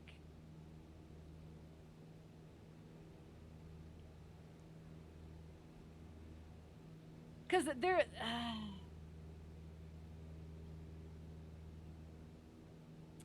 Because I'm sure there are instances. Nothing really, really major, of course. But like little tiny details. Potentially. But yes, probably not. Need to get the written done. It's only a test for you. Fair. True, could get enough headwind to provide the same lift, so you guess.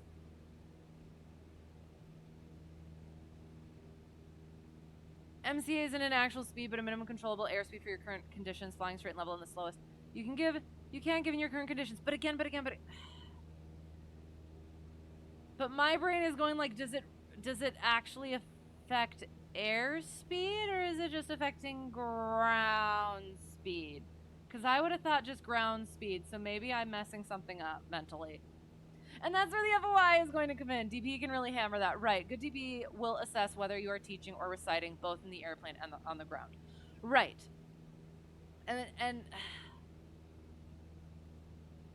that is too. That's why I am dragging my feet, because I do want to make sure that I am gosh darn it, it's leaning. That I am comfortable enough, even if I'm not reciting in my lesson plans and I am actually doing the teachy things, once he asks questions and stuff and goes off my own script, will I be able to give answers that are actually like teachable? Hello. Oh, I gotta see. Steve10163, thank you for the raid. How is it going? How is your stream? What were you doing? I hope you're well. Welcome. We are noodling back to our airport, but we will do some more spins on our way. But we're also discussing flight tests. Yeah.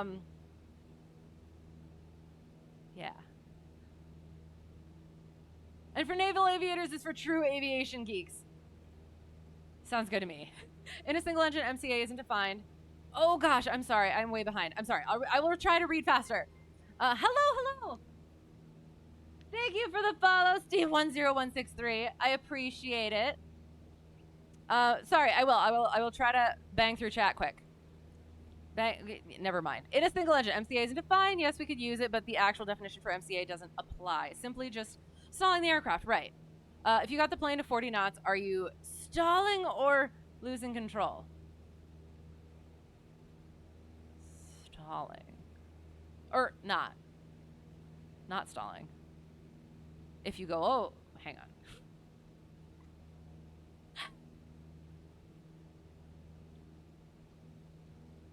It depends. There have to be blocks of training. Set the foundation and the skills and knowledge that you build on for everything that follows. And that's the other thing, too, is like once I have the lesson plans down, then I also have to arrange them. Yeah. Cannot overstress this. Right, exactly. Yeah. And that's the other thing for me, is figuring that out and like what, yeah. Like the order of everything and how best, to build upon from one thing to the next. Because the one thing when I was doing the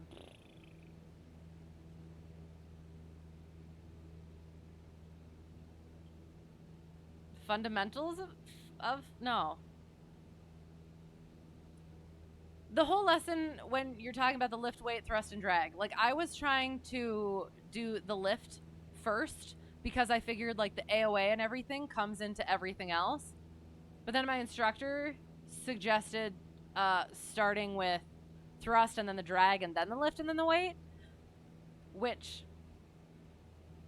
ended up working out as well. But yeah, it did. It seemed a little bit not backward, but there's so many different blocks that go into each other that you have to start somewhere. And that's one of my main issues, I think. Start easy, work to difficult, right. Gym time, nice. Sounds good. So are we saying goodbye to you? Thank you for being here. MCA is defined just not in terms of airspeed. Literally the minimum airspeed at which you can still control the aircraft. Right. Also a good debrief after a flight is key. Yes. Hello, you're new here. Hello, how are you? I hope you're well. What is your aviation interest and or background, if you would like to share? Many instructors teach the knowledge or understanding levels, maybe application, but have a tough time with correlation. Right. And yeah, and that is where I want to get to. So think speed of wind over the wings. Relativity. Albert E. Right.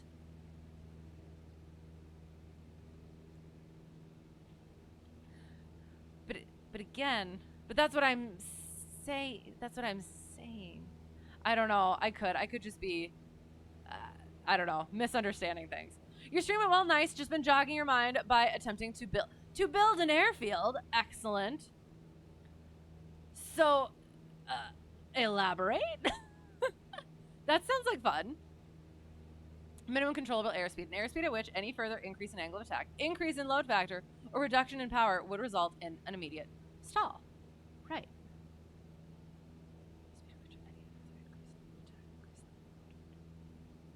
Right. Yeah. And again, that is VS, and then the ones that are on the airspeed indicator are our VS1 and VS0 and adjusted. You would agree thrust, drag, weight, and lift. Weight can come before everything else if you want. I do have to get back to that lesson at some point. But yeah, I will. That was one of the ones I started with, so it was a lot messier than all of the rest of them. Or I should say than the more recent ones. So yeah, getting back into that one will be good. Exactly it. Glad you get what I meant. Sorry I didn't say it or explain it the way to begin with. It's hard to explain things. That's why we practice. Word for word from the airplane flying handbook, which means the stall is still controllable. You can still get yourself out of a stall or sprint. Right, which means realistically you can still fly a plane. Fair. Well, trying to fly down to Antarctica, and said field in Antarctica has no scenery. So you're attempting to build a scenery for when you do the... That's really cool. And how is it going? I hope well. Actually really need to understand what an aerodynamic stall is. It is when the airflow gets disrupted around the wing and over the top of the wing and becomes turbulent over the top of the wing and significantly reduces lift, which happens after the critical angle of attack has been exceeded. Question mark? Okay, so we will try as we're on our way back here. Our spin again.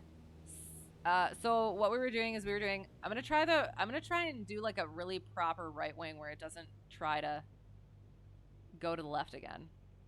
So hands on the throttle, bringing it up, watching Ducky, not keeping coordinated because that's okay. We want the spin. All the way, all the way, all the way, all the way. And then we neutralize the ailerons. Did get a little bit into the yellow range. That was the other thing too. He was definitely trying to help me like stop on a heading, but I was really just focused on actually getting the spin recovery down, that I didn't focus on that at all. And he said like a quarter turn from the heading that you want is about when you want to start that recovery, I believe.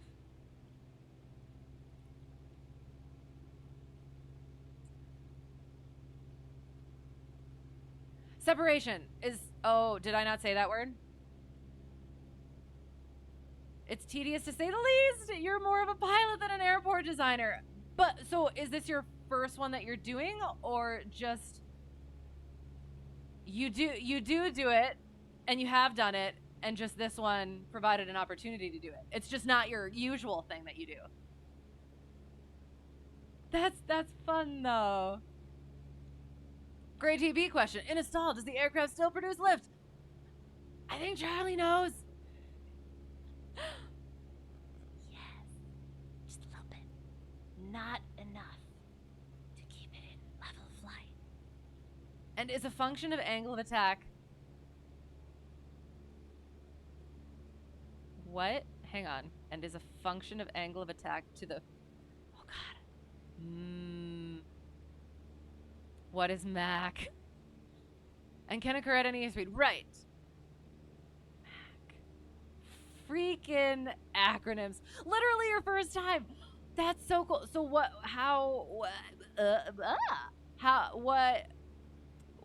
are you using? How, like, are you doing like YouTube videos?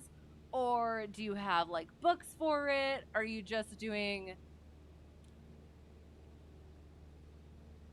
like tutorials for whatever program. That's so cool. Mean aerodynamic cord. Okay. Aerodynamic cord. Okay.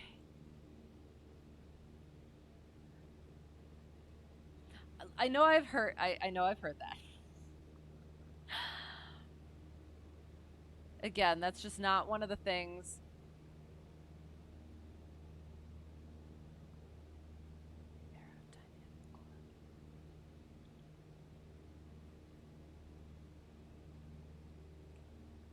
Okay. Thank you. Sorry. You had chocolate on your fingers. Excellent. Primarily taught in the jets or larger aircraft with larger CG envelopes. Okay. Literally just winging it and hoping for the best. I'm sure it will be great. That's super cool. Unless you're wrong with Mac. I don't know. We're all learning this stuff together. Oh gosh. All right, we're going to do another one. And that was the other thing too. The aviation people that I am around, I'm totally fine with it, but they do not hesitate to rib you. So we were heading back to the airport after doing the spin practice and stuff. Or yeah, familiarization. Into the lap and kick it. Okay, fine.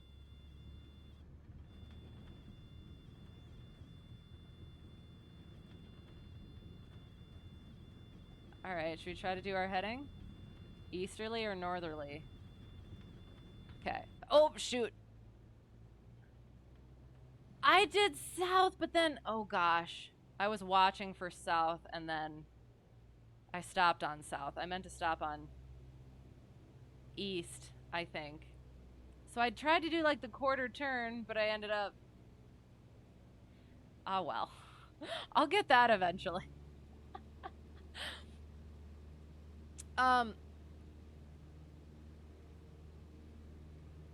Actually comes in handy when doing snap rolls or other maneuvers. Okay. You know what we have to do? We have to bring the trim down for the love. It just wants to climb. We do have to descend a little bit more as well. Shoot, right traffic. Oh, I probably should have done other stuff, but maybe that's what we're gonna have to be good for this even. Stall is when a wing stops producing lift, but the aircraft is more than a single wing. So the answer is maybe. Shrug. It does. It still has lift. It's just not enough to sustain level flight. That's what I learned. Mac applies to any airfoil, but yes, you don't normally hear it in smaller aircraft, even though it still applies. Oh, okay. Sounds good. Even more correct, not wing, but airfoil. Most instructors teaching student pilots will just say cord. Right. Yeah, okay. Yeah, because that's definitely what I used instead. Okay. Cord line. Right, that's what I used. Okay, that makes more sense. I feel a little bit better now then. Okay, so we are coming into this thing. Direct to. Destination A1612. Thank you, Preflight. We are right traffic for 13. Getting down to our 1,000 foot. 6 miles, out.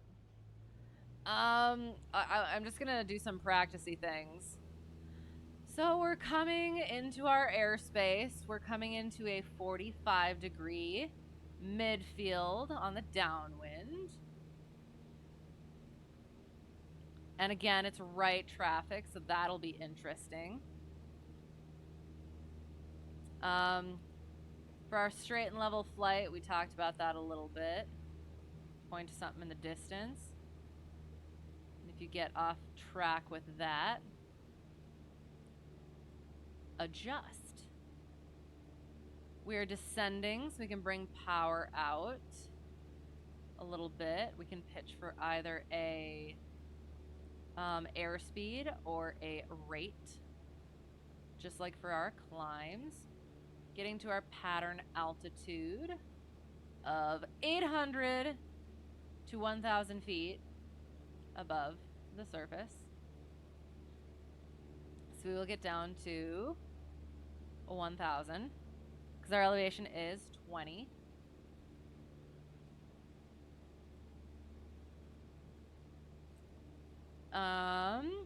Everglades traffic, Cessna Hotel Tree 1 Delta 1, 4 miles to the southwest at 1,400.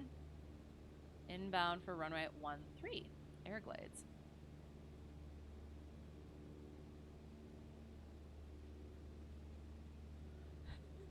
I saw carb heat and I was like, did I forget to put carb heat in? Or did I forget to take carb heat out? But no, I haven't put it in yet. I can put it in. Did I? Am I supposed to? Ooh, DP question. When the aircraft is parked, is there lift being generated if you can feel a breeze? Oh. Assuming the wind is hitting the nose.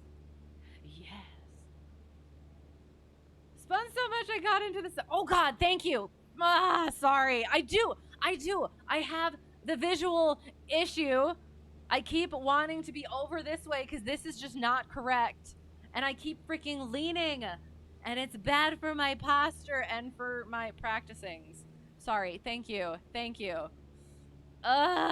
This is... Okay, this is also why I stuck myself a little bit more over. Anyway, sorry. Love asking that question to students. If the breeze is strong enough, the plane will take off with the parking brake on and the prop not turning. I was talking to somebody. They were in a plane and it like basically VTOL'd. I don't know how much it was one of those like tall tale fishing stories. But yeah, wind was that strong. Probably won't take off well, but it'll go somewhere. Oh gosh, UND video.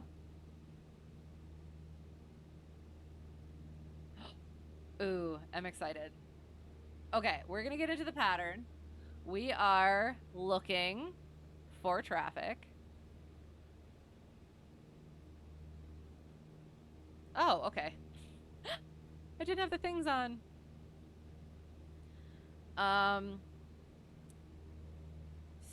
Yes. We're gonna be at our pattern altitude. Trimming for it. We're gonna stay in cruise flight.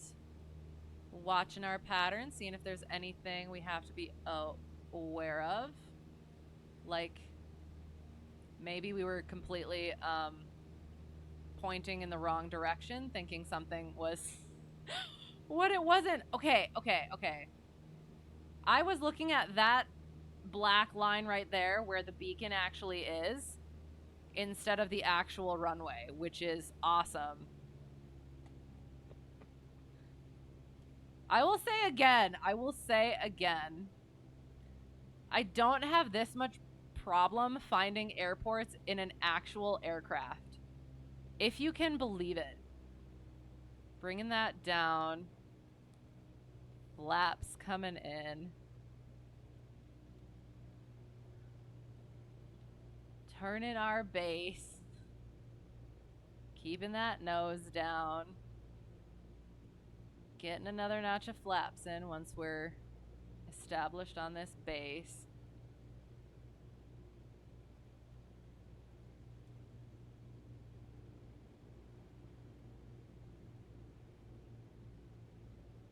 Checking. Gonna do a long final. Bringing that power back in.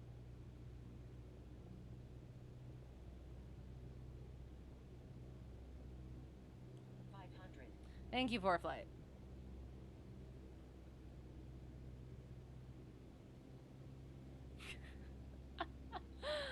Oh, God.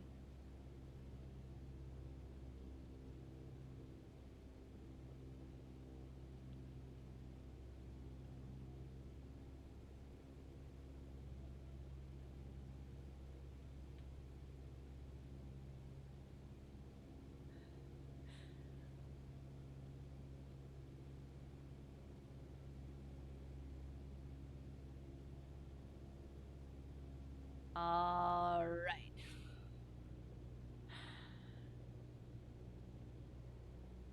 Final 1-3. Everglades. Short final runway 13. Thank you, Preflight.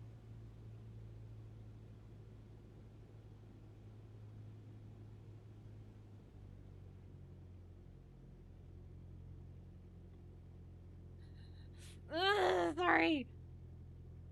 Freaking over in the middle of the seats. It's not okay. Goes like so, gets on the center line. Meh. Hold it off. Gently, gently, gently. Hold it off. Nope, nope, nope. Hold it off.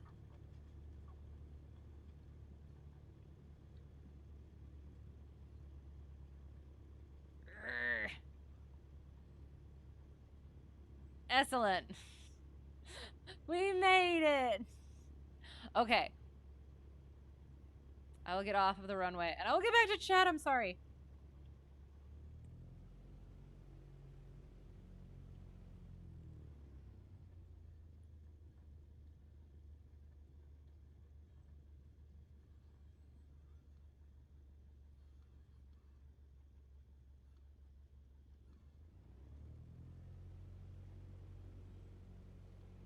Oh, wrong button. Sorry.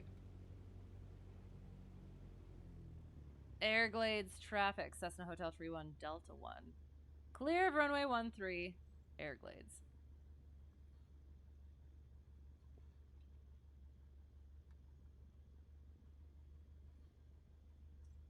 We gonna whip it. We gonna whip it. Maybe. Yeah. Yeah.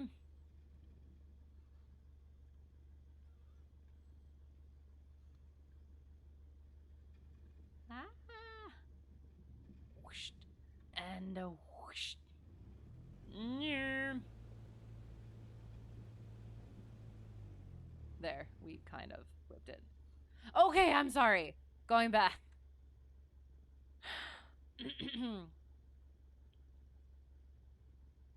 Sorry, wrong plane. Thought it was a Cessna 172. Air Force Academy. You have seen that. Okay, hang on. I have to go back up and right click it so I can watch it at some point.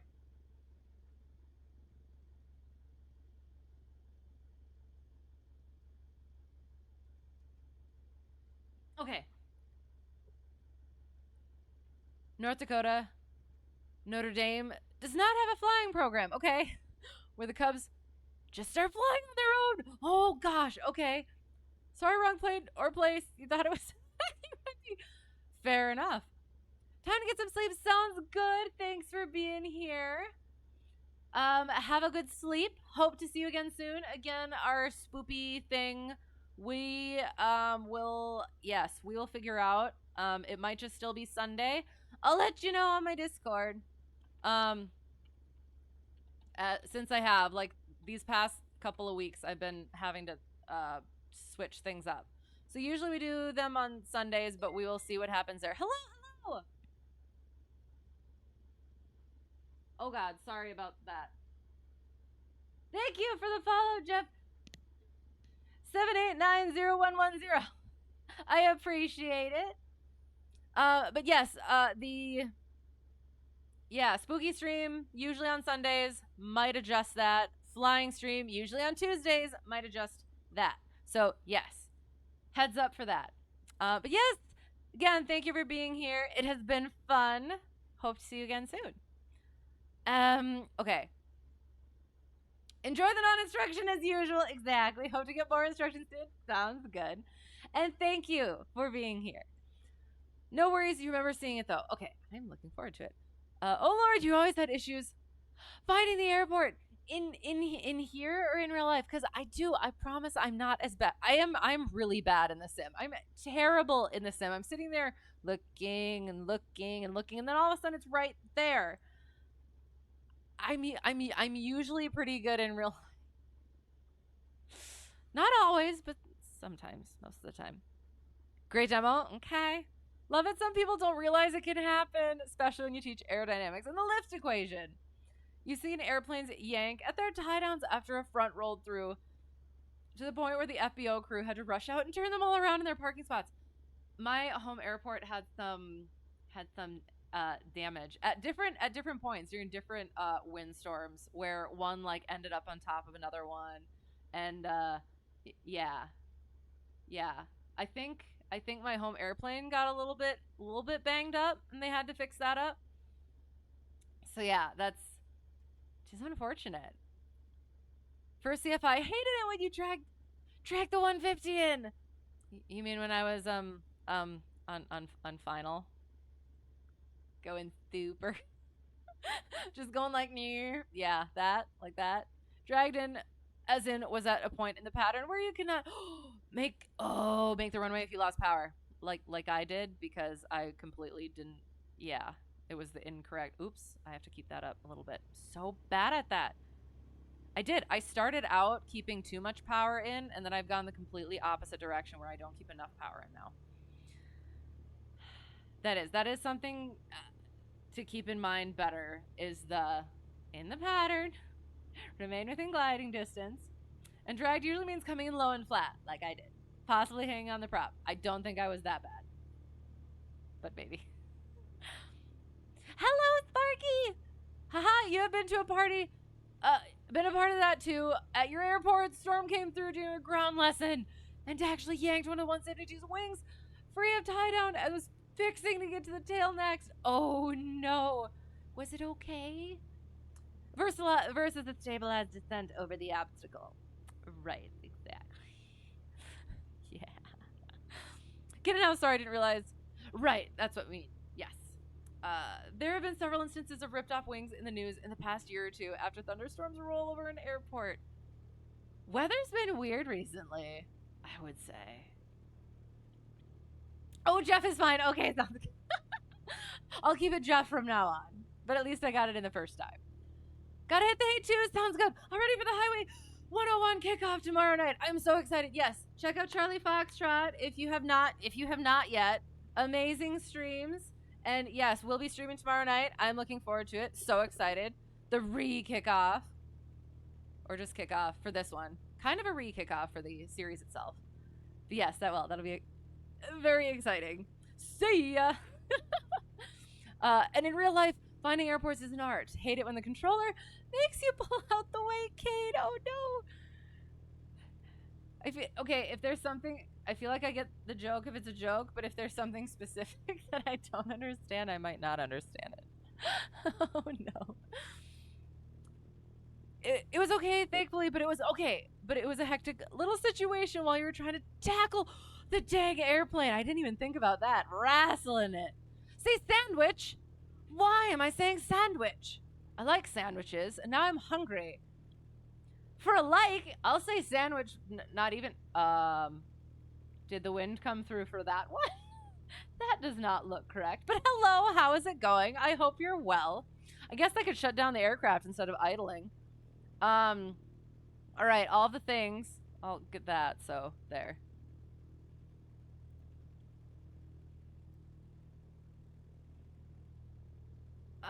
Oh gosh. Why don't sorcerers go hungry in the desert? Huh? Flying blind, white cane. That's what I thought. But okay, I do. I always wonder if I'm missing something specific. I'm sorry. But yes, why don't sorcerers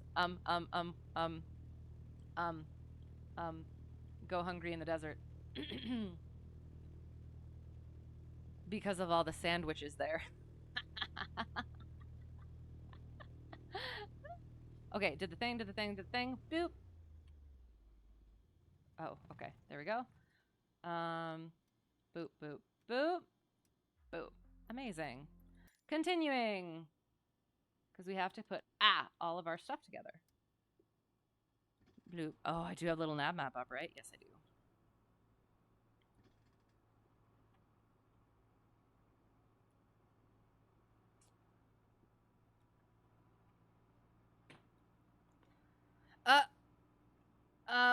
I don't know. All these requests seem like a bunch of baloney.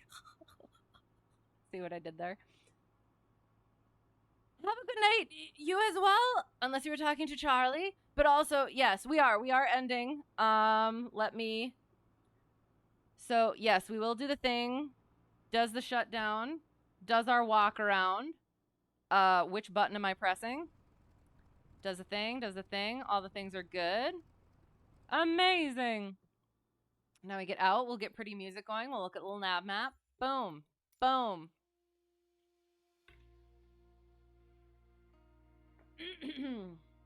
Anyways, how much does this game cost? It depends on which version you get. Is just the basic one $60? Or is it I don't know. I don't remember. I got it a few years ago, so I don't remember. There is the base version, and then there are the premium and the deluxe versions. If you are going to be using it a lot, I would recommend going for the at least for the premium version, question mark. Because I didn't, and I wish I had, and I at some point need to figure out how to still get it without having to pay the thing all over again, like basically rebuying the entire game. So yeah, but it is. It's fun. Your brain is on its last legs. Same. Have a good night and safe flying. Thank you, and thank you for being here. Appreciate it. Have a good night. Have a good sleep. Have a great rest of your week, and hope to see you again soon. And all the good things. All right, so we took off and we went that way. It looks like a very stretched out rabbit, which is unfortunate. And then whatever that is down there. Or a cat that's reaching up to paw something. And then the yarn is behind. I don't know. So we went down and we did spins. That looks potentially strange, but also like a messed up turkey. But yes, so first, I guess we did our high altitude operations ground practice lesson. And then we went up and we attempted spins. And it worked-ish. We got some spins in. It was a little different than doing it in real life. I mean, clearly, obviously. But yeah, it was fun. Glad I was able to do that again. And then yeah, we came back and I completely messed up. I was looking, the beacon was over here and there was just like a long dark area that looked like a runway kind of. So I was looking at that and then all of a sudden the runway was right there, and so then we vooped and had a really long final. So yeah. The only pilot you know who turns my flight path into an inkblot test. Okay, so here's the thing. I don't know if so speaking of Halloween, oh my gosh, do I still have it? Hang on. I have to find it. Here it is. Okay. I have to make sure that nothing's gonna come up. So at one point,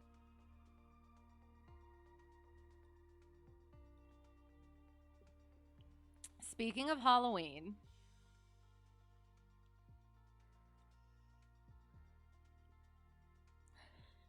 so yes, that was our track for the even. Now we're gonna look at, this was one of my in real life flights. Don't worry, I took off anything identifying. Not that one. Gosh darn it. This was unintentional.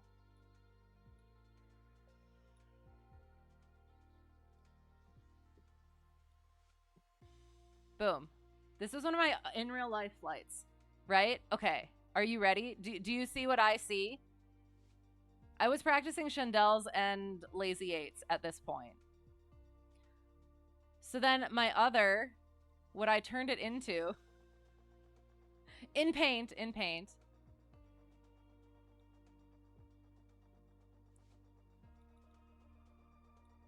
And again, I believe this was also around Halloween.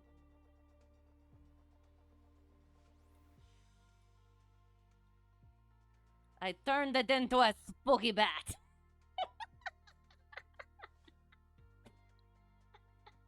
Use the Ohio. I saw a spooky bat. But like that, I don't know.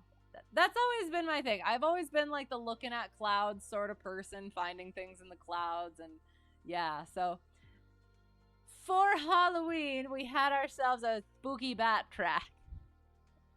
So there, since you mentioned it. All right. We went over the thing. We will find somebody to raid. If you know of anybody, if you want somebody specific, let me know. Otherwise, we'll find somebody fun. We like our GA, low and slow, little planes. We like new friends, tried and true friends. Where am I looking? I'm looking here. There I am. And yes, hang on.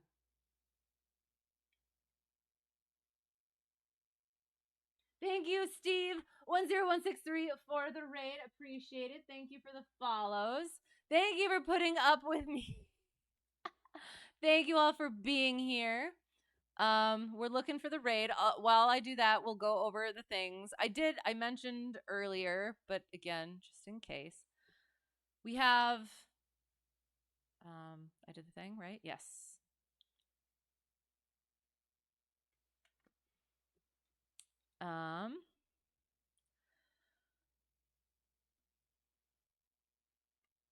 Yeah, so we have one more spoopy game thing to do.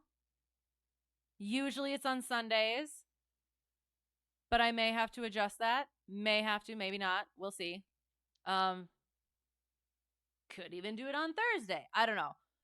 We'll let you know. You're a dot. Good night. Good night. Good night. Sleep well. Again, we'll let you know on my Discord if we switch things up. Again, game night, usually spoopy game night, usually on Sunday. Flying will again usually be on Tuesday, but might switch that to Monday, or something else. So we'll let you know. For now, looking for someone to raid.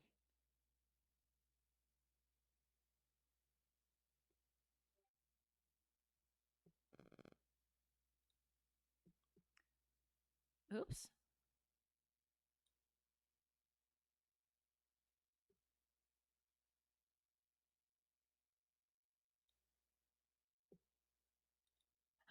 Oops, sorry. I clicked things I wasn't supposed to.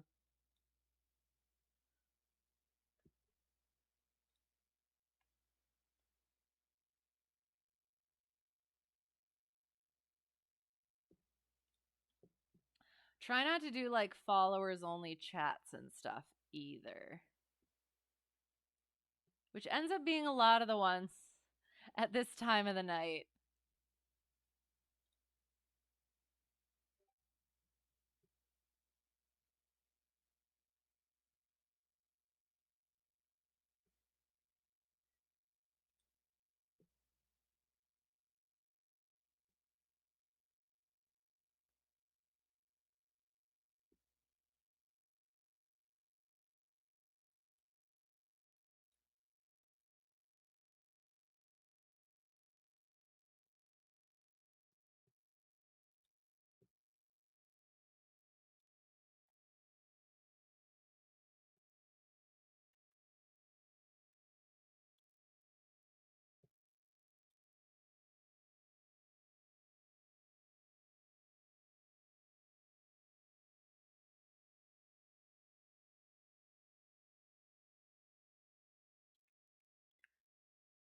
All right, looking at one. I'll start trying to set up the raid.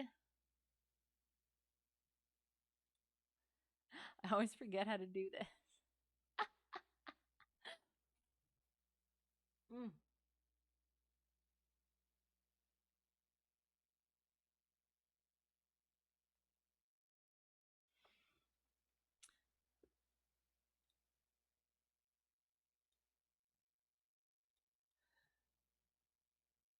And I always end up clicking the wrong button and clipping instead of rating.